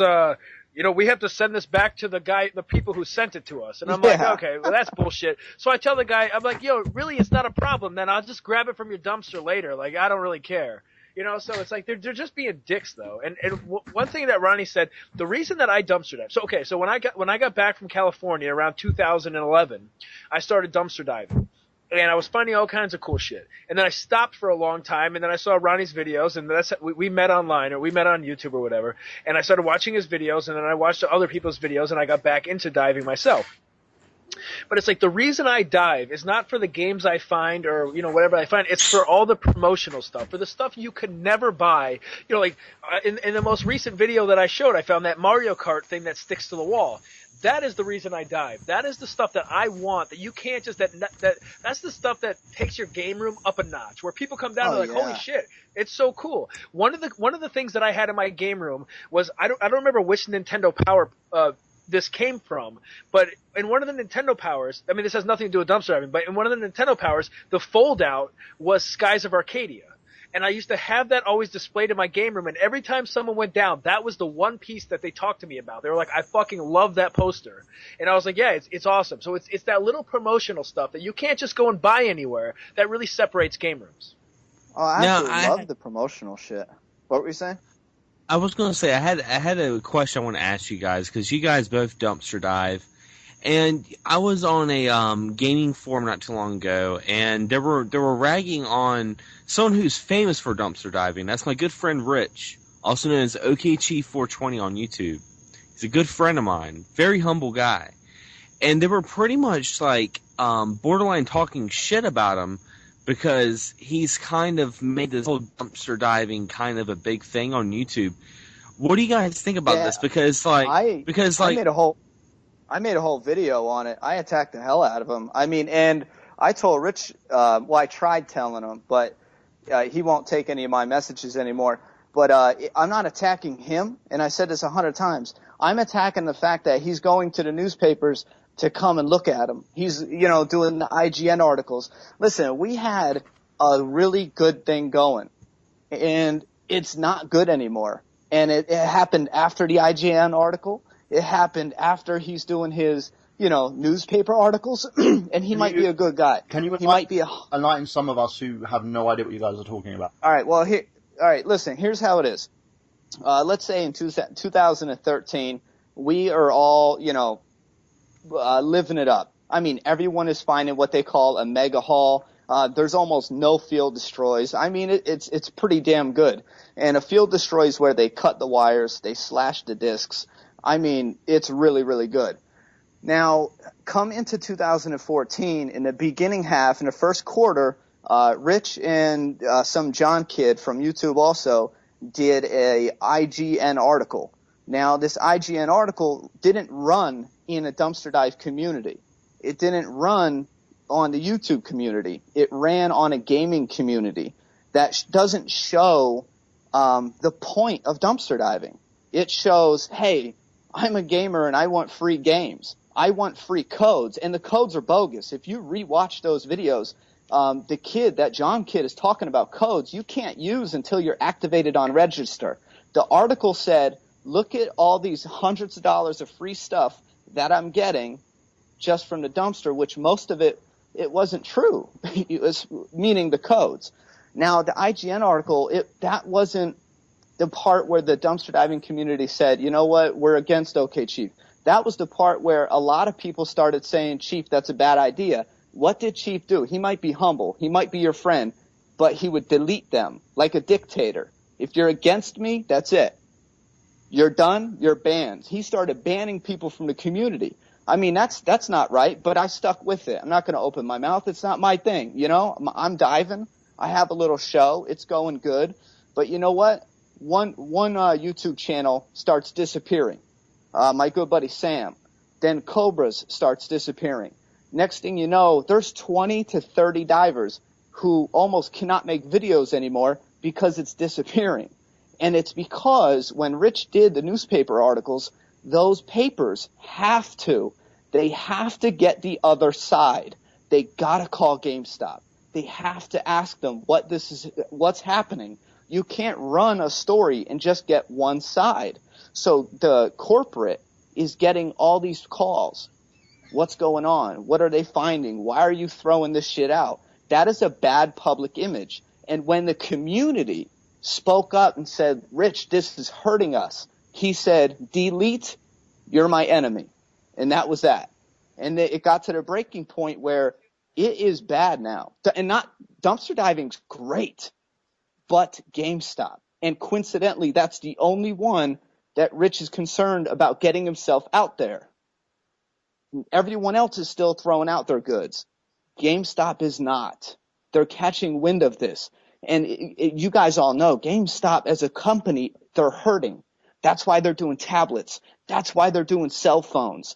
That's why they're getting in on the developmental ground floor on games. GameStop is hurting. They are bleeding money. You know what I mean? They can't handle this public image. They can't handle it. They will kill this shit, and it will be done. You won't, Zach, you will not get your promotional material because they're going to cut it up. You know what I'm saying? You're not going to get your CDs. Nobody wins. Nobody wins. You know what I mean? This shit is going to get destroyed, and it will get sent back to the warehouses to get refurbished. And that's another thing. A lot of the dumpster dive fines are managers cooking the books. And what I mean by that is you get managers that in GameStop, they're graded. They are graded on how many refurb items go to the warehouse. Now, the higher of a grade, the worse it is, and the less likely it is for you to get a promotion. You understand? So if a manager can slip these refurb items into the into the field destroy, then their score is fine. Is everyone's internet good? Yeah, just Xander dropped off.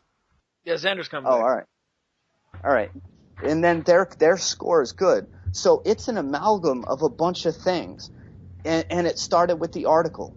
And it started with this newspaper. And I will say this from now until the day I die. If he does not stop or slow down, GameStop dumpster diving is dead. And I just made a video yesterday about this issue. And listen, if I was wrong, the people would speak up and they would tell me I'm wrong. I did a video that now has just 800 views. It's not big. It only has 800 views, but it has I don't want to misquote it, but at least 100 likes and 10 dislikes and 150 comments, and 145 of them, maybe 148, agree it's hurting the community. Now that is a vast majority. The news, media.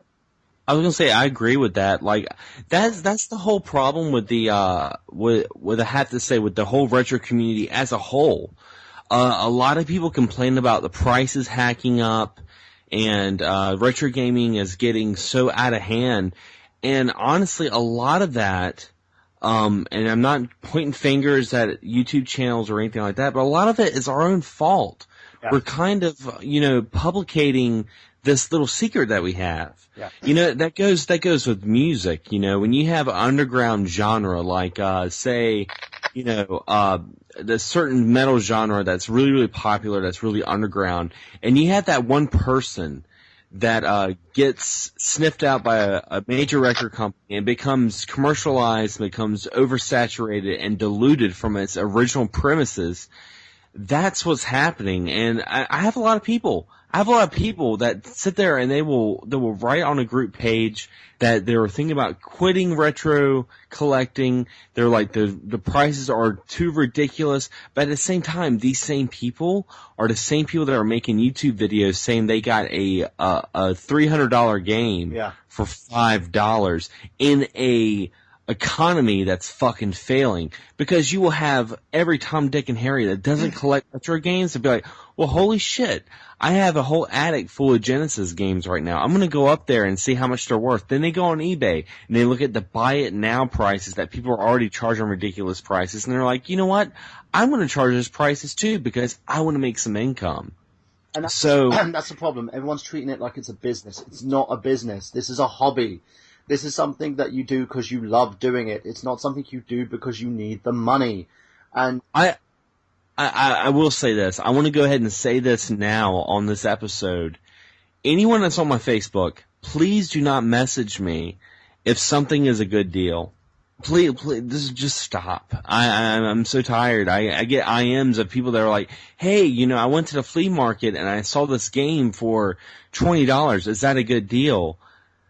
Do your research. If the game means that much to you, fucking buy it. Fucking play it. Don't worry about the value. If you're not planning on selling it, it doesn't fucking matter anyway. No, I agree with you. And it makes me laugh because we've had this discussion on the Happy Console Gamer forum. Myself, Robman, every one of the admins on the forum. Robman was talking about everyone is posting how much is this a good deal, blah, blah, blah, blah, blah, blah, blah. One, there are forums for that, so you can take a look and see if something's a good deal. And two, it shouldn't be how much something's worth, it's how much something is worth to you. If you can't afford something, don't go out and get a $5 game and say, oh, I got this, it's worth $3,000, or I want to sell this because it's blah, blah, blah, or I'm trying to sell this, it's a reproduction cart, and I'm trying to pass it off like it's the original thing. Stop! There's apps. There's apps, guys, that you can download on your fucking smartphone, so when you're going out there to a flea market and, some redneck guy that refers to all games as Nintenders, you guys got some Nintendo games. You guys can go on your phones and you can go on your apps and you can look at the value. There's a app called Video Game Price that you can download that will show you a spreadsheet that what it goes for on eBay, Amazon, Half.com, and other forum sites that you guys can look at as a little spreadsheet. Then you can be like, oh, well, this Mario Duck Hunt that I'm thinking about buying, that's $10 right now. It's only going for online for 75 cents. That's not a good deal.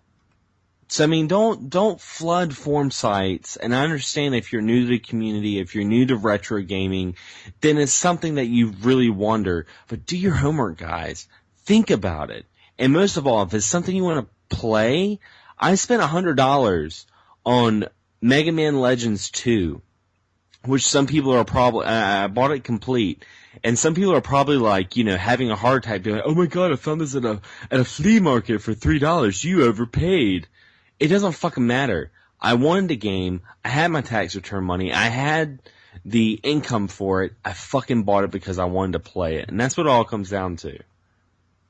I think we're just an eBay generation obsessed with getting everything for the least amount of money. And it's really sad because it takes away the love of something. I will pay more for something I love because I want it now and it's there, and like I said, it means something. The thing is, I agree and disagree at the same time. It's like, there's a difference between being frugal, the difference between trying to get something because you're going to be a reseller and resell it, or you're bragging. Like, oh, definitely, there's a difference. When Mario Kart 8 came out, we got a special edition box which wasn't available in the States, wasn't available anywhere in the UK. I paid full price for this, and I also got some extra downloads as well for it because of an error on Nintendo's part. I didn't go around bragging and said, oh, I got this, look how amazing it is. I went, kudos Nintendo, thank you, you've done this for me.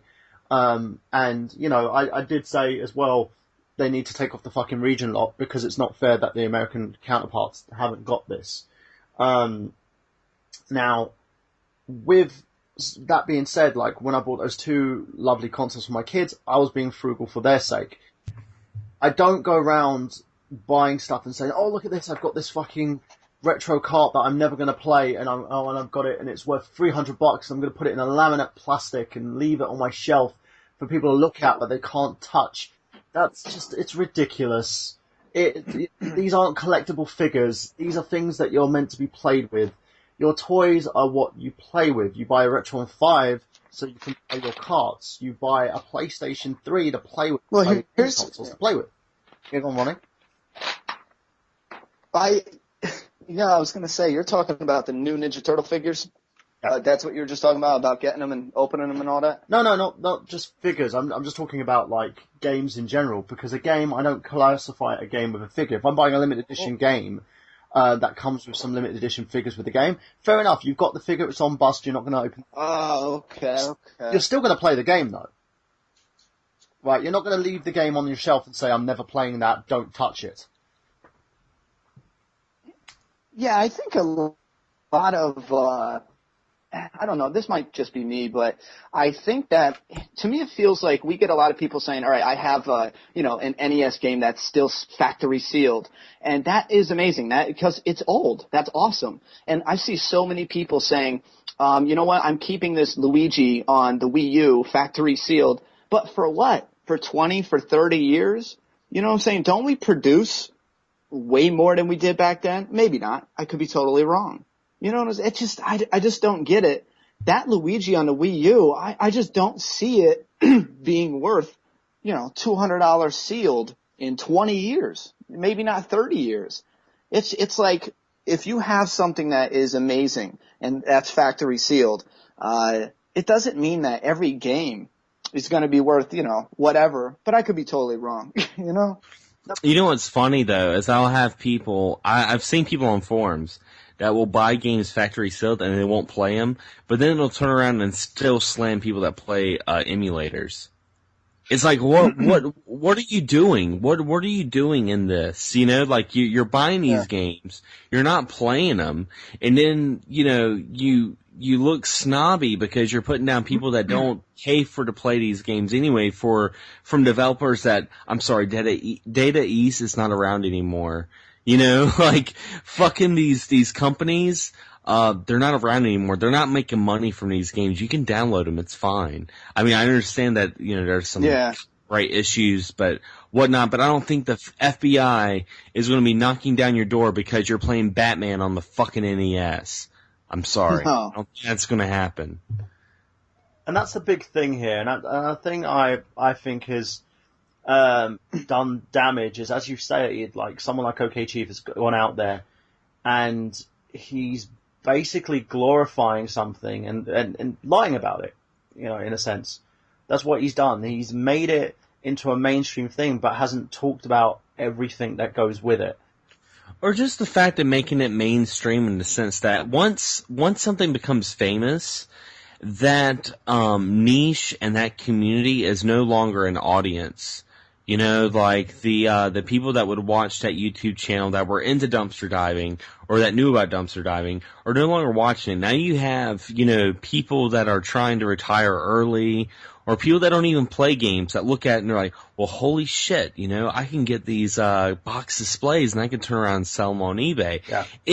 I don't blame those people. I understand it. I mean, we are in an economy now that people sell plasma to pay their fucking rent. So I can understand it. So, for everyone that does YouTube channels and becomes popular, keep in mind that, the things that you say and the things that you do is going to reflect back. It's going to end up biting us all in the ass, when it all comes down to it. Yeah, one thing I wanted to say was, for a while there was there was one dumpster that I was going to all the time, which always had cool stuff in it. And then after a while of me going there, I could tell somebody else was like going through it before I got there, because there's all these bags ripped open that I know I didn't rip open. And so one day I go to the dumpster and I see the guy in there. He's like this old guy. He's like 60 years old, like going through the dumpster. So I'm like, all right, well, I'll come back tomorrow.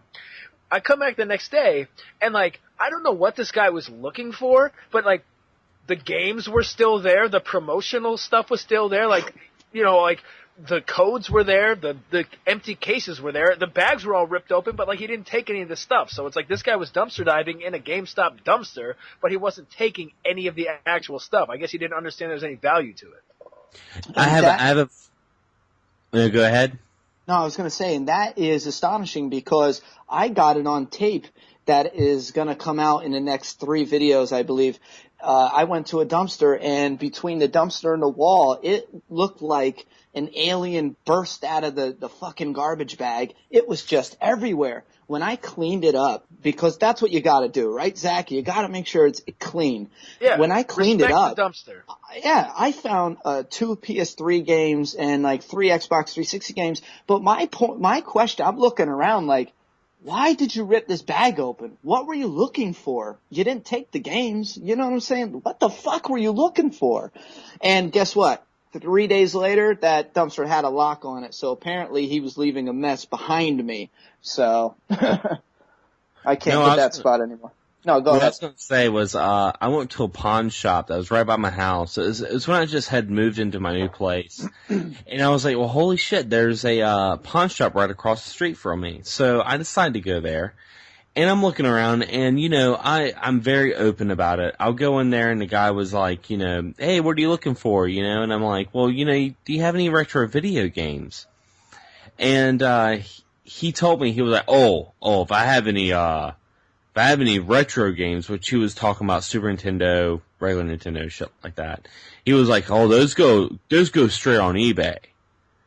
And I'm just like, okay. And I had already told him prior, before we were talking about this, that I had a YouTube channel that I collected retro video games. I did pickups and stuff like that. So, through the common brain, you're hearing this guy is talking about picking up games, and I'm going to be promoting this guy. If this guy had great deals, I'm like, hey, I went to so-and-so's pawn shop, and I fucking bought these games for a good price. Check it out. Free advertising, motherfucker. Yep. But anyway, he tells me about this whole eBay thing. Then he was like, yeah, I just throw on eBay. He was like, there's one old game I've been looking for many years and I haven't found yet. And I'm like, thinking in my head, I already know the fucking answer to this, but I'm going to ask him anyway. I'm like, well, what game is that? And he was like, oh, well, I can't tell you what it is because I've been looking for it for years. I'm like, are you talking about the World Championship Nintendo cart? And he just kind of gave me this look like, oh, yeah? I'm like, yeah, everyone that fucking knows about retro Everyone in the Nintendo, world is looking for that card. yeah, Yeah. I'm like you're not fooling anybody. So you had these people that are uneducated, that are stumbling into the community like a fucking 21-year-old drunk sorority chick that doesn't know where she's going, that lost her shoes, that's crying right now. Ooh, I'm turned on.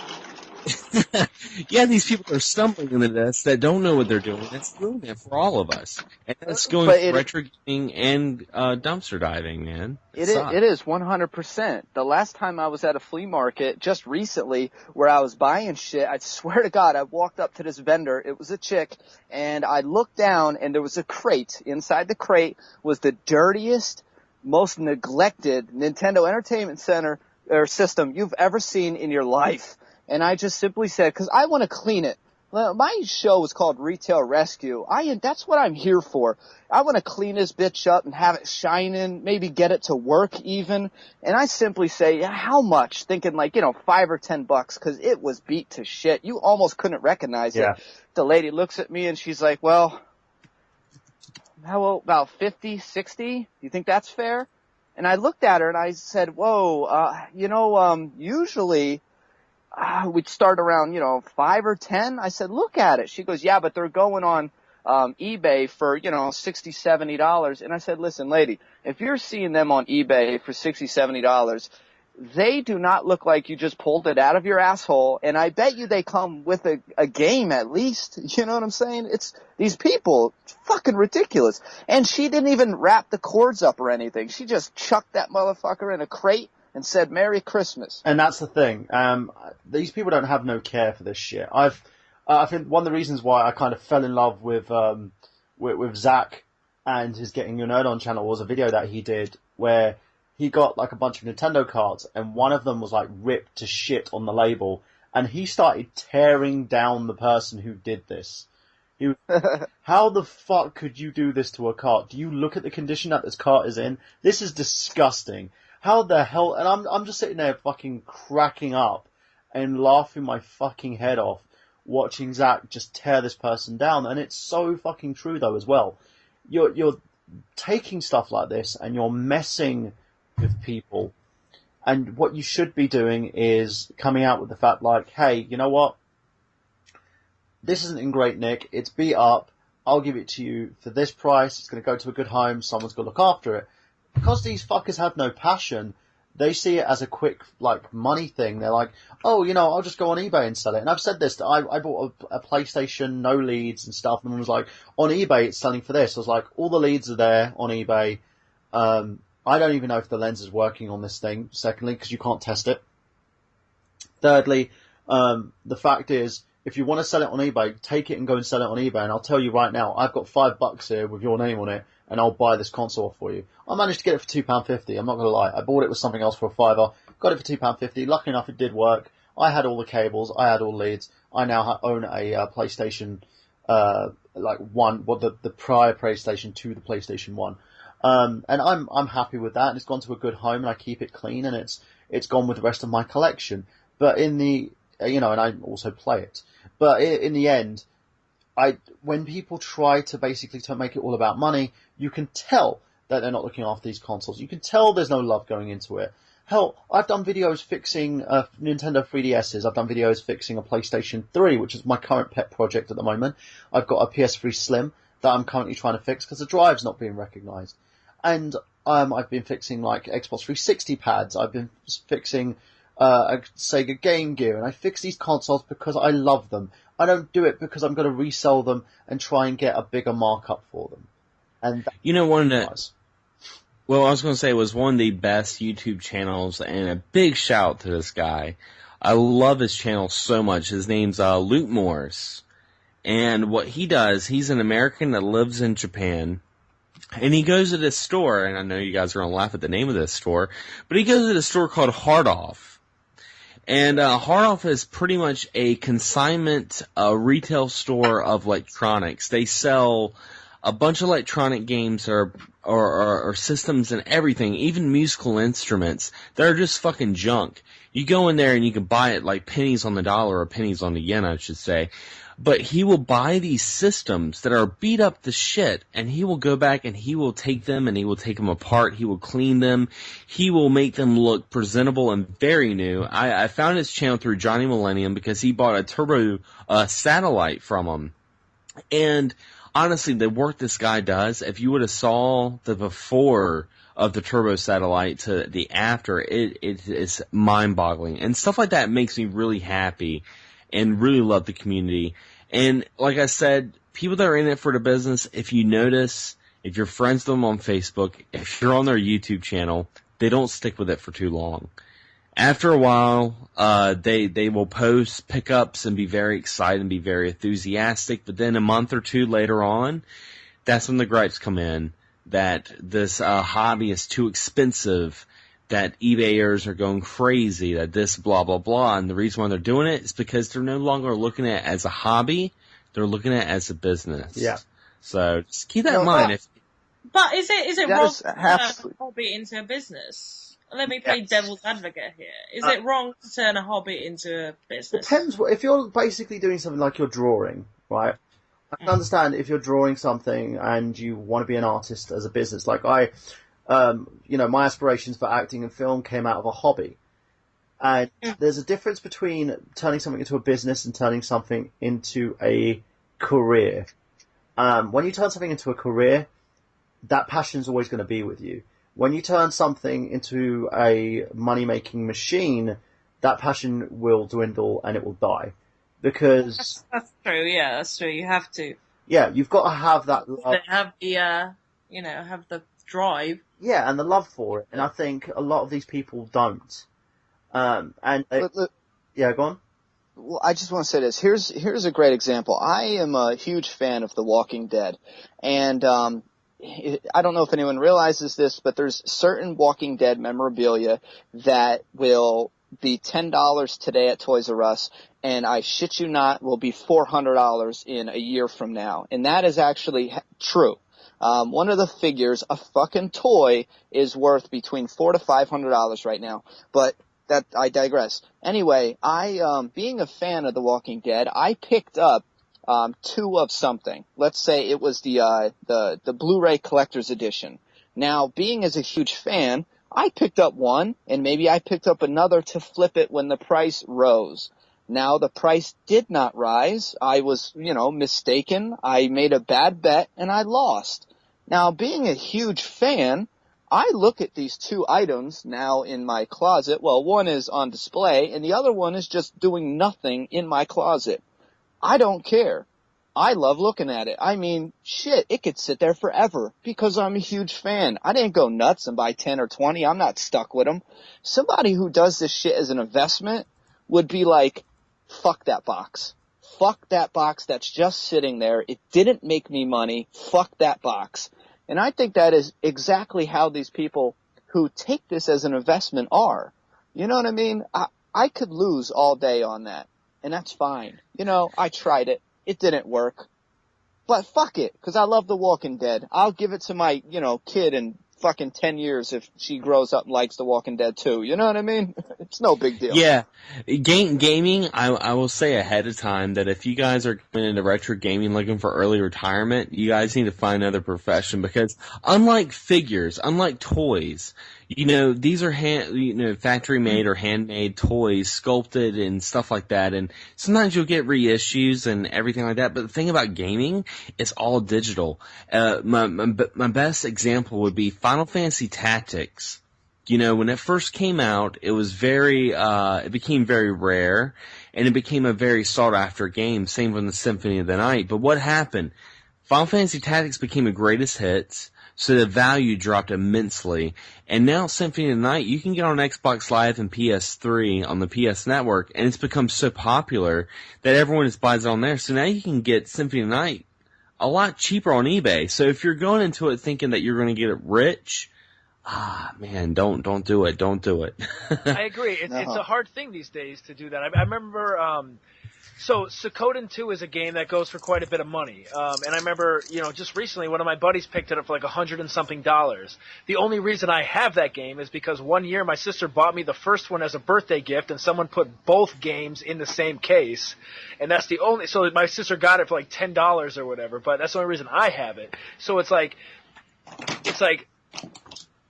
so someone right now is paying $150 for Suikoden. As soon as that game gets released, which it probably will, the value is definitely going to fall because there's less. The limitedness of the game is still there. The problem is that the demand goes down because people can go elsewhere. It's like a lot of people. The thing of like supply and demand is really the willingness and ableness of buying something. Are you able to buy it? Are you willing to buy it? And that's where things start from. So it's like the fact that this game will now be available on digital download is going to drop the price. So for some people, it's like they might buy like 12 copies of this game if they can get it for $80. But in a year from now, if it gets a digital release, they might only be able to sell it for $50. So it's due to digital releases and stuff like that, it's such a bargain to do this stuff, to buy doubles, to try to hold out on it. Because, Earthbound seems to be staying about like the price it was before, maybe a little lower, maybe from $200 to $150. But it just seems for most of them that, even Suikoden, I think it was like $50, and then it got a digital release. You can get it for like $15 now, even physical, I think it's just that stigma with Earthbound. It's the same with like Little Samson and like Flintstones at Dinosaur's Peak. It's that game that makes you a collector. It's that one game that a lot of people buy that they brag about. So yeah, I think we could blame. We could blame the completionists on this one. Fuck you guys. Because if it wasn't for the fucking completionists, come on, who the fuck wants Flintstones to play? Seriously. Has anyone played that fucking game? I heard that game was actually really good. I heard it was really good. Listen, I remember playing that game when I was a kid. Now, shit might change as an adult. That happens. You played the Surprise at Dinosaur Peak one, and not the Dino and Hoppy game. And not the what? There's two Flintstone NES games. Yeah, no, there's the fucking Surprise the Dinosaur Peak or whatever. Now, I remember, again, this could be just because I was a kid and I sucked at it. I remember putting that fucker down and going outside. You know what I'm saying? And now when I hear about it today, I'm just like, is it because it was just limited? Because that was just a fucking exclusive, right? A Blockbuster rental, yeah, it was because the Blockbuster was fucking 3 miles away from my house. I know that Clay Fighters, that was a Blockbuster exclusive. Yep. I know that was the shit because Blockbuster was right down the fucking street. Now, fuck that game. And tell me, these people collecting these, is it to complete the collection or is it to play it? Because I have heard really. Pat the NSA Punk? He fucking shit on it, didn't he? Or am I confusing him? That's the one I saw where he said it was good. He said it was good? Listen, I'm pretty sure that game was good, and the other one I haven't heard about the other one, but I'm pretty sure if you played one that sucked, probably not that one. you know what? I say we hedge a bet. I'm almost positive that Pat, the NSA punk, said that sucked. He's the NES punk, but hang on. No, he said it was good, and, What did I I watched. And You I said the and I NSA watched, punk. I'm thinking. Well, my kid's cat is trying to jump off the ledge, so my brain and my mouth was just not making the connection. No, but I like the whole NSA punk. I just think of him like. When I watched him review that game, Oh. when I watched him review that game, he it looked good to me. It looked really cool. Like you can swap. Okay, so like Fred and Barney, or I don't know, Rubble or whatever. Fred Flintstone, Barney Rubble are the two characters you can play as, and like pressing select instantly changes which character you are, and they both have like different abilities that they can do. So you have to continuously be switching to get through the levels. And one of the things that Pat was saying is there's like a couple parts where you might actually be in the air and have to swap the people to be able to make the jump like to the next part of the game. So he said it was pretty awesome. I've never played the game before, but I don't know. If you played a Flintstones game that sucked, it might be the other one. I don't know. I haven't played either of them. Pat would be like, it's actually pretty good. I like it very much. Well, you know, as an NSA punk, I just want to let you all know that we're going to be capping your internet. Yeah, I don't know.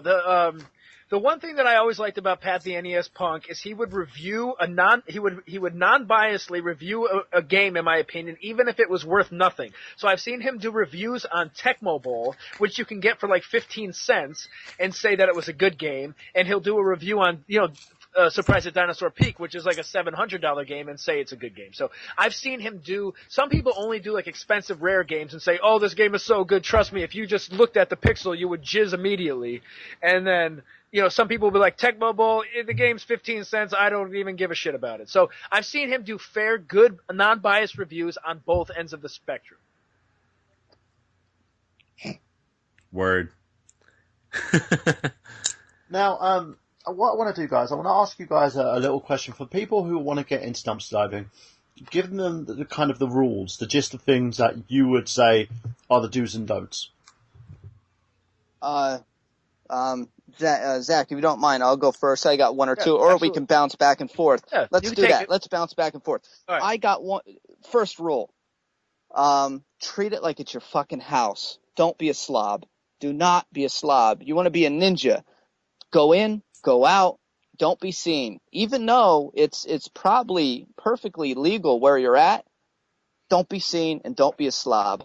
Zach, you go. All right. One of the things I want to say about dumpster diving is I used to go at night, and at nighttime it like increases the sketchiness 100 times. So when someone sees you driving behind a business once it's closed, they're gonna have questions about it. So I used to do that, but now I just go at like 5 p.m. I go when it's bright out. I just walk up to the dumpster, I grab whatever I want, and I walk away. And I think that's the best way to do it, in my opinion, because there's not this like.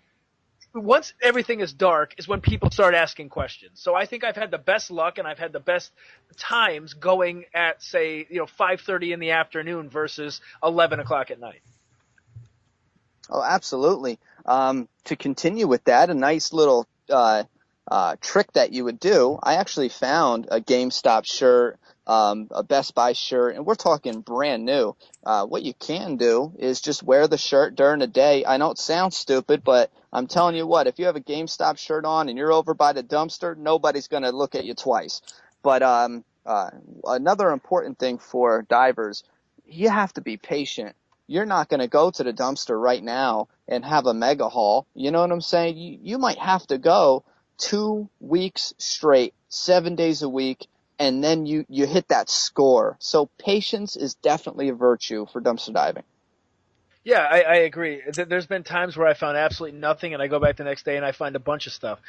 One thing I do want to say is, okay, one time I went to this dumpster, this GameStop dumpster, and both of like the plastic lids on the top were closed, and it had just rained, and I lifted up one of the sides, and all of this water dripped off onto my head and face, and like I couldn't like open my eye, and I had no way to wash my face or my hands, and I thought I was gonna get like pink eye and fucking die or whatever, and like my eye started to hurt, and so wear like protective shit, don't have gloves if you're jumping in, have something that you can grab the garbage out with, so you're not having to jump over the side of the dumpster. It's just the thing itself It's decently clean. I mean, unless there's people vomiting in there, it's relatively clean. But I just remember this one time.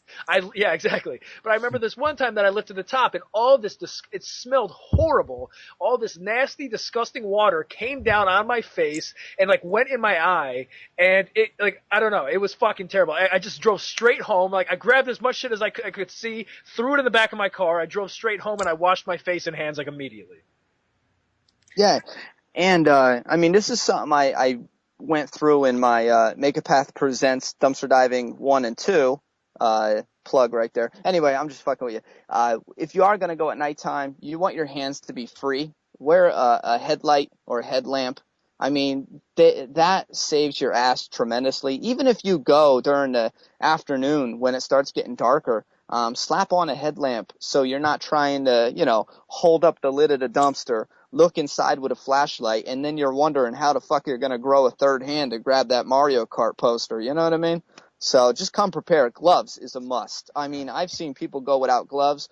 Fucking Cobra Timmy, I don't know how you do it. Fucking wear gloves, man.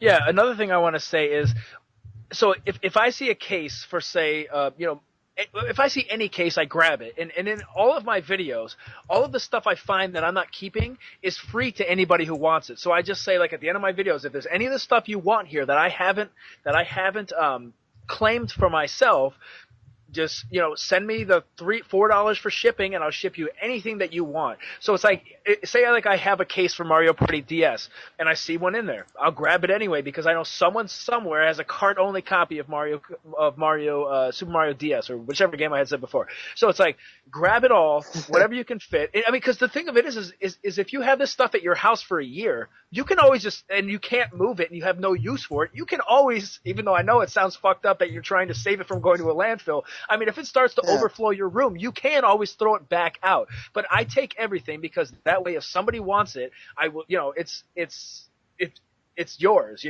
Pay the shipping or just come and pick it up, and you can just have it. So that's one of the things that I always do. Absolutely. I mean, have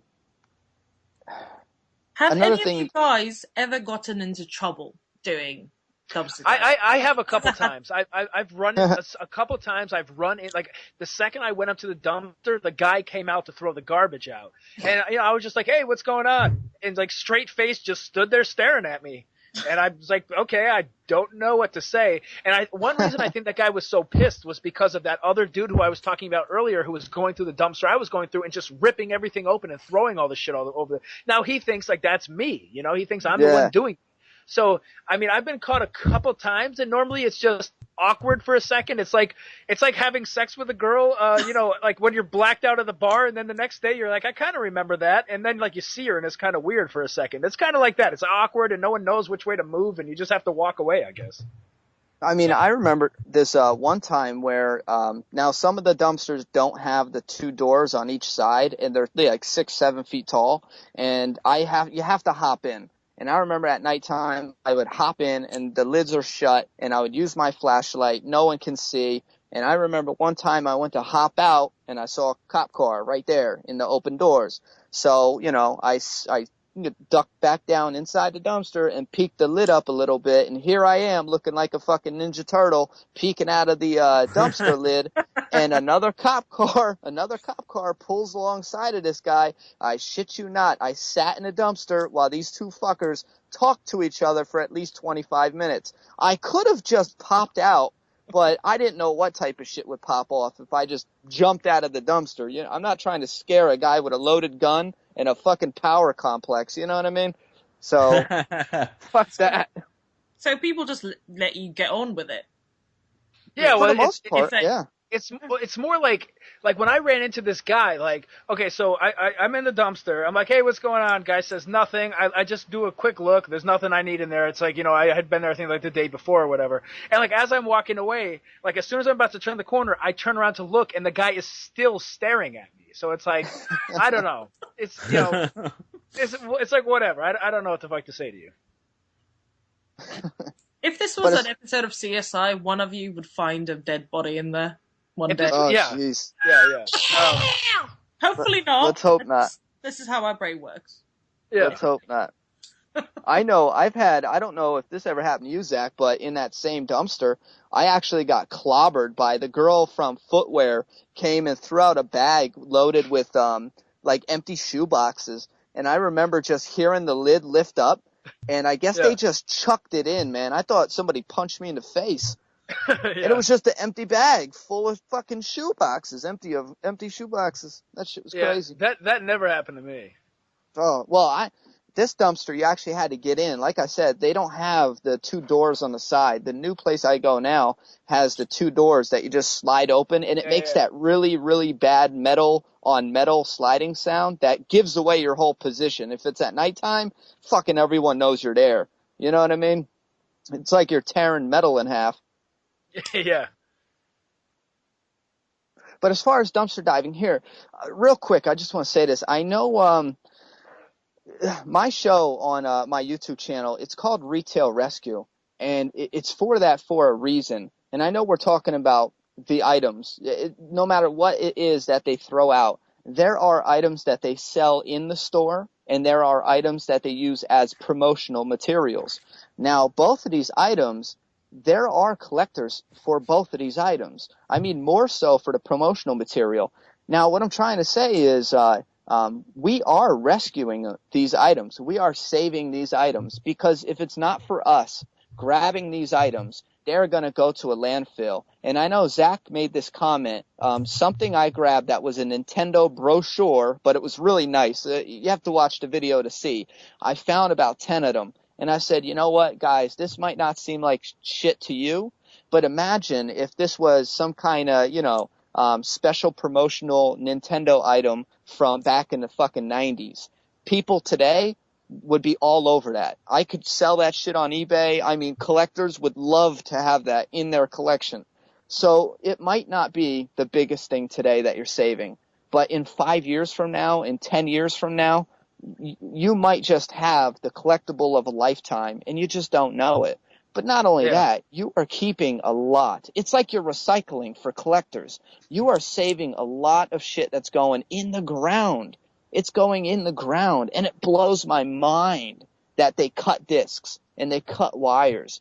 And I don't give a fuck you, GameStop, because they say it's so you don't take the game back in and resell it to them.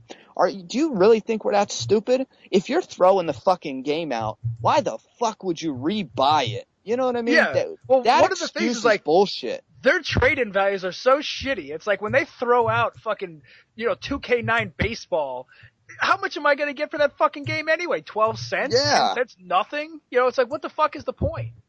Ridiculous. I do want to say one thing though. You will get a hidden gem. It's not all the time, guys. You are gonna find Madden. You're gonna find baseball, fucking basketball. But every now and then, I found Final Fantasy for the Xbox 360. It was the Ultimate Seekers Edition. Now, I don't have an Xbox 360. I mean, I haven't played the game. I don't know shit about it really. I'll be honest. I don't know a thing about it, but I do know. I was just looking it up for shits and giggles, and I found people selling it used for like $50. To this day, I don't know what the hell that's about, but it's sitting on my shelf, and they just threw it out. Now it's in mint condition. The case was cracked. I fixed the case. Well, replaced it with a new one. But once in a while, you will get, that score. A game that's actually worth playing that's not sports. But don't think you're going to go out there and fill up your game library. You know what I mean? Yeah, there was one of the dumpster diving videos I did recently is I had this copy of The Last Story, and when I bought it from like a used game store a long time ago, it came with the game, the art book, and like the outer box, like the bigger outer box. And the guy didn't have the soundtrack, and I could never find the soundtrack anywhere. Yeah. I went dumpster diving one day, and the soundtrack sealed was in one of the bags. So now my Last Story copy is complete because I went dumpster diving. Or what about the time I found the you guys all know the Mario All-Stars on the Wii. Now that shit goes for too much money, in my opinion. Now, GameStop threw out the All-Stars case that holds both the the music CD, the soundtrack CD, and the actual game CD. And inside that case was the sealed copy. And I know it's it's not worth a lot of money per se, but it was still sealed. a Nintendo fan, a Mario fan would have loved to just pick that up in like the fucking clearance bin or whatever it is, but they just toss it. Or I don't know why. One of my biggest videos, I found Grand Theft Auto 5, and it was a red box rental, and I do not know why they have red box rentals in the dumpster at I guess they take them in as trade-in, but it was it still had the sticker on it, and it was a week after it released. I think like almost a week to the day, and I still don't know what the fuck that was about. But that was probably one of my biggest actual game finds because it was just so popular at that time. It was a $60 game. And the night before, I found the case, and it had the working codes in the case. So now, in 2 days, I have a complete $60 game. And it was probably one of my better finds. A single video game find. So, going on from that, guys, let's ask one other little question. In terms of anybody who wants to get into dumpster diving, what would you say would be the biggest thing that they need to think about before they do it? Well, the biggest thing that I think is, okay, before I started dumpster diving, like back in 2011, I was really nervous to do it. And then I wasn't, and I stopped for like 2 years, and I started up again after I saw Ronnie's videos, and I was really nervous to start again. There's going to be this nervous aspect because even though it might be legal, it is kind of weird. You know, you just have to push through it. And even though you feel nervous, just go do it anyway. You know, you don't have to necessarily drive to the back of the dumpster. You can just walk. So if anybody comes out, you can act like you're just walking by. Whatever you need to do to start it up is, you know, to me is like starting it up is the hardest part. So there's a lot of cool stuff to be had. There's a lot of good stuff that they're just throwing out. Granted, there's a lot of bad stuff they're throwing out. I mean, normally when people show their finds, they leave all the bad shit behind. So it's like, you know, you might be nervous, just go check it out anyway. And if whatever, just I like I said, I do it in the daytime, and I think it's easier for me and it's less sketchy for me. So just, you know, go and have a good time doing it. I think if I could say something real quick, I think if you want to dumpster dive, you need to look at this as if it's a prude girl. You're not going to get lucky with a girl who has standards. That's the same thing. The dumpster has standards. You're not going to get lucky. You need to be in love with that. And it's a community. It's a hobby. You need to be in love with that hobby. You're not going to get lucky every night with the dumpster. No, you got to be, patient. You got to be passionate about it. You got to approach it as if you're in love. If you just run out there to score, bro, you're not going to get lucky. You're going to get frustrated, and you're going to say that we're faking it. Bottom line. So be in love with it, or it's not going to work.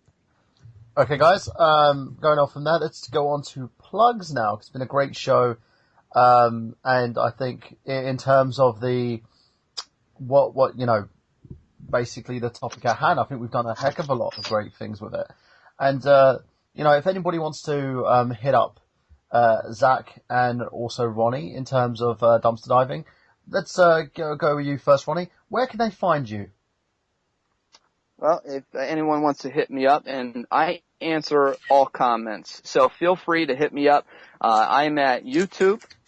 Just type in Make a Path Presents or Ronnie Haze. I'm sure you'll find me. And just check out my videos. I got over 90 videos of dumpster diving alone. And I have a couple other shows. So go ahead and check me out, and I would love to hear your opinion on what you guys think. And Zach? Yeah, you guys can catch me at youtube.com/gettingyournerdon. I know it's been a while since I've had a video. I've been distracted and doing other stuff. Anyway, I'm going to have something up Sunday night, so go there, check out the videos. There's pickup videos, there's dumpster diving videos, there's all kinds of random shit. So check that out. Also, you can find me on Facebook. Just search "Getting Your Nerd On" and you'll find me there. So you check out stuff there. Plus the band that I'm in, go to whatever the band camp. What is Bandcamp? Xander, we talked about this last time. Bandcamp.com/Kiltet9. Yes, KILLTAC-9, number 9, and then you find me there. And I know this because he's been telling it every time he's on the show. So yay! Me for listening. Xander? Well, I host another gaming podcast called Excess Gaming Podcast. You can listen to us on Podomatic.com or subscribe to us on iTunes.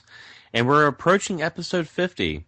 And also, I have my own YouTube channel. You can just youtube.com/XanderScullion, and I'm covering all sorts of things. I actually did my first Let's Play on TMNT, the arcade game. I just uploaded that today, and while we were recording I Got Gameplay, Michael Burhan just called me out on the Ice Bucket Challenge, so that's going to be filmed very, very soon. So keep your eyes peeled, guys. You, Kat Dennings, and Rob Mann. Such Dem titties. them titties. And Nina, I was gonna use a segue there, but I thought she's probably gonna end up assaulting me when she sees me. So, Nina. Hi, I just want to say I really appreciate the sort of eco aspect of this whole dumpster diving thing. Even though I don't think you could get away with it in the UK. Well, you probably could, but you'll probably end up in jail, and then titties will be another different example of me just probably becoming someone's bitch. So I think I'll have to forego the dumpster diving just for that, you know, because I don't want some guy just looking at me going, "You dropped the soap, boy." Yeah, I like those. Yeah, you've been working out, man. I know that's worse. That ass is looking tight. So yes, Anita, where can we find you? You can find me on Facebook and Twitter. I talk about all things acting, nerdy, films, games. Probably going to make a YouTube channel soon-ish. Still have to figure things out and actually come up with something semi-original to say before I get that all started. So just Google me, Anina Kaski. That's ANNINA. Kaski. There's only one of me on the internet, which is great. So I'm easy to find. What happens if we type in Rule 34 and then your name? I have no idea. You know what? I found something extremely awesome today. I found that I typed in Rule 34 in Doctor Who, and they basically have made a Doctor Who porn parody. I'm waiting with bated breath. You have 24 hours, makers of Doctor Who porn parody, to release it. So, actually, there is a porn star named Anina, and I think a lot of people stumble onto my Spotlight page by putting Anina nude pictures, and probably get really disappointed when they just get headshots of me. That's how I'm going to find you. I was going to add you on Facebook. You'll be like, dude, just add me this way. Like me, but what hell? You can do whatever you want in your head. She's probably better looking than me, so yes, I look like that. That's what I look like. Yeah, that's me. That's totally me, even though I look like randomly someone else. Apparently a lot of people find me by typing Berhanji, who's a Turkish rapper. I don't know how that comparison gets from, you know. I thought that was going to go with masturbation, personally. I have actually had, because I was checking on some of because you can have a look at the video tags. Someone did put Michael Burhan gay and stumbled on the website. So that's kind of disturbing, but thank you, I think. So yes, you can find me on youtube.com/TheNerdGenius. As Xander's actually stated, I have also done the ALS Ice Bucket Challenge. Basically, the reason why the videos took so long to be posted is because Mr. Retro Island himself wanted to put it on the Retro Island Network's channel, so that's where it's hosted. It's a great video, great cause. I've donated. I've called out 3 people: Kat Dennings, Rob Mann, and Xander Scullion, because I have a huge obsession with Kat Dennings. Kat, I love you. Call me. I thought you were going to say you had a huge obsession with me. I'm heartbroken. I have a huge obsession with you. We all have a huge obsession with Xander. You know, he's got that sexy voice. I could. Dude, that voice. If I could have Kat Dennings' body and your voice, that would be a great time had by all. That's all I'm saying. Oh, I agree. And a bag of Doritos, because you know that's we've got to complete the fantasy, Xander. We've got that there, guys. Check that out. We have basically a Kickstarter starting up it's going to be the end of next week now, and the reason being is because it's taking time to get this video together that we're doing for the pitch. It's Silent Hill Genesis. It's a TV pilot that we're doing.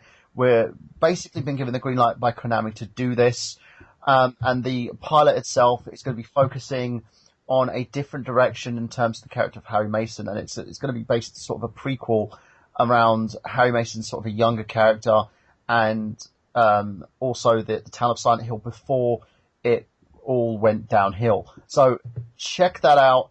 Donate and donate generously, because we need 150k to get this thing working. If we can get the funding, the Vancouver Film Council said they will match it. They'll help us out with tax breaks. We're going to be filming down there as well. So I'm Supernatural, American Horror Story, all these great shows.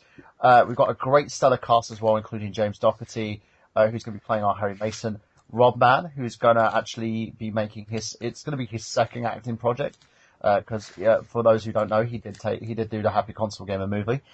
He'll be playing a untitled character for the Silent Hill series as well, who's the mayor of Silent Hill. A very disturbing kind of character. It's going to be great. We've got a lot of other characters that we're going to be casting as well. Part of the perks is you're going to help us with the casting process. You can name one of the characters. It's going to be a one big kind of one-off donation where you get to name a character in the Silent Hill TV show as well. It'll be one of the new characters that we have.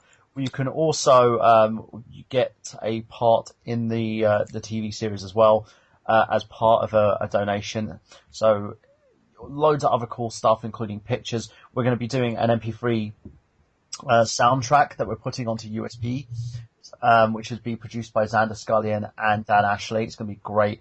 Loads of cast photos and stuff as well. So thank you very, very much.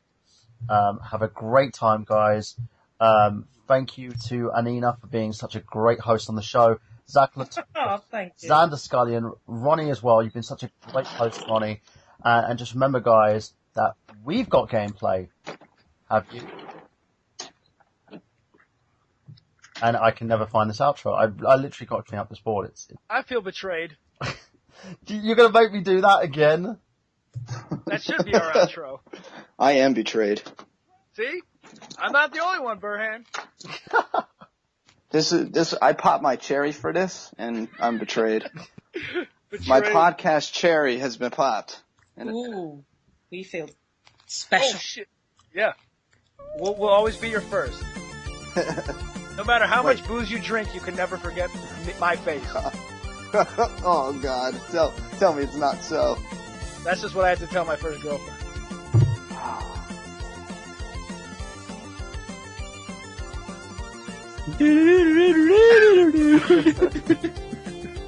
Clutch that. Yes, thank you. What is going on right now? I hear the music. Michael Gameplay is sponsored by Xander Scullion and the XXX Gaming Podcast Hotline. If you want to hear Xander talk sexy and tell you about your happy endings, Xander Scullion uses his very sultry and seductive voice to make you hit climax. That's the XXXX Gaming Podcast, the only XXXX Gaming Podcast out there. That's right, girl. You want some DLC? You're responsible for the D. Xander Scullion, ladies and gentlemen, the only man who can use his voice to make you reach the peak of your gaming potential. Achievement unlocked.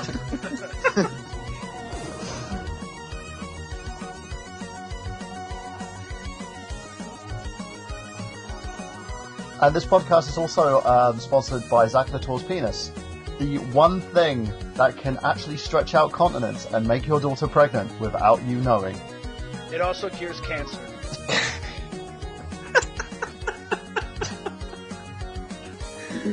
So donate now to get him a penis enlargement.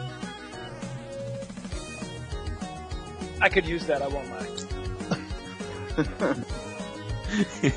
You greedy bastard. Well, I mean, what do you need it a large for? You don't use it anyway. Yeah, I know. It's useless. That's like a sealed game on the shelf. You're not gonna play with it. What the fuck are you doing? That game is gonna be worth $30 for the next 20 years, you stupid bastards. Open it up and play the fucking thing. Come on. Oh, God. I've never understood people who keep mint in condition anything. What's the point of that?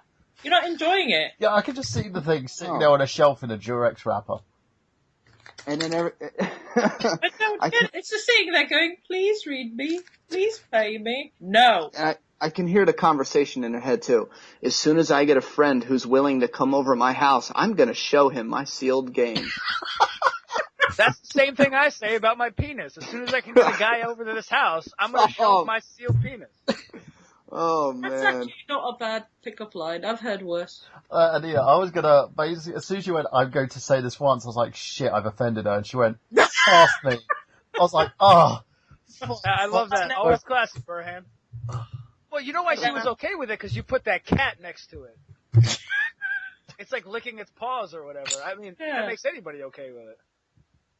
But yeah, what we're doing is we're waiting on the funding first before we cast anybody else. So once we've cast anybody else, then I'm looking at it. I actually, I'm trying to figure out who I'm going to cast for Dahlia.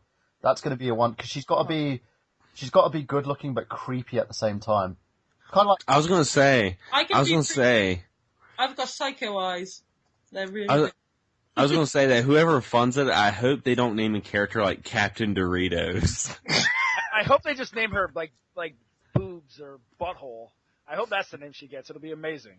Oh, well, that will take feminism back 5,000 years. Yeah. Yes, Miss. Someone's paying for it. They can name whatever they want. Oh, I despair. Hey, what's wrong with butthole? That's universal. Well, Fungo called me Enema in the last podcast, so that was... He meant that affectionately. He did, yeah. He did say I had a lovely voice, so he got away with that. Yeah. Yeah. See, that's like Burhan putting the cat after his comment. Yeah, because it's like... Butter you up so you accept it. Yeah, it's... that's just like One what they say to you in prison, isn't it? I know. I was gonna take it that way, but she's married, so whatever. I wasn't gonna, go that way or taken. I don't know what that means or whatever. But I was gonna go that way to like whatever. But some use jelly, some use syrup. I like syrup. I'm used to it. 2 big brothers. I'm so used to it. Oh, good. Oh, don't get me. And no incest. Yeah, Burhan, we could even twist this and make it horrible. Yeah, no incest jokes, please. All right. Well, I'm about to go drink some booze. Awesome. I'm about Same to here. basically go hit the toilet after eating and eating.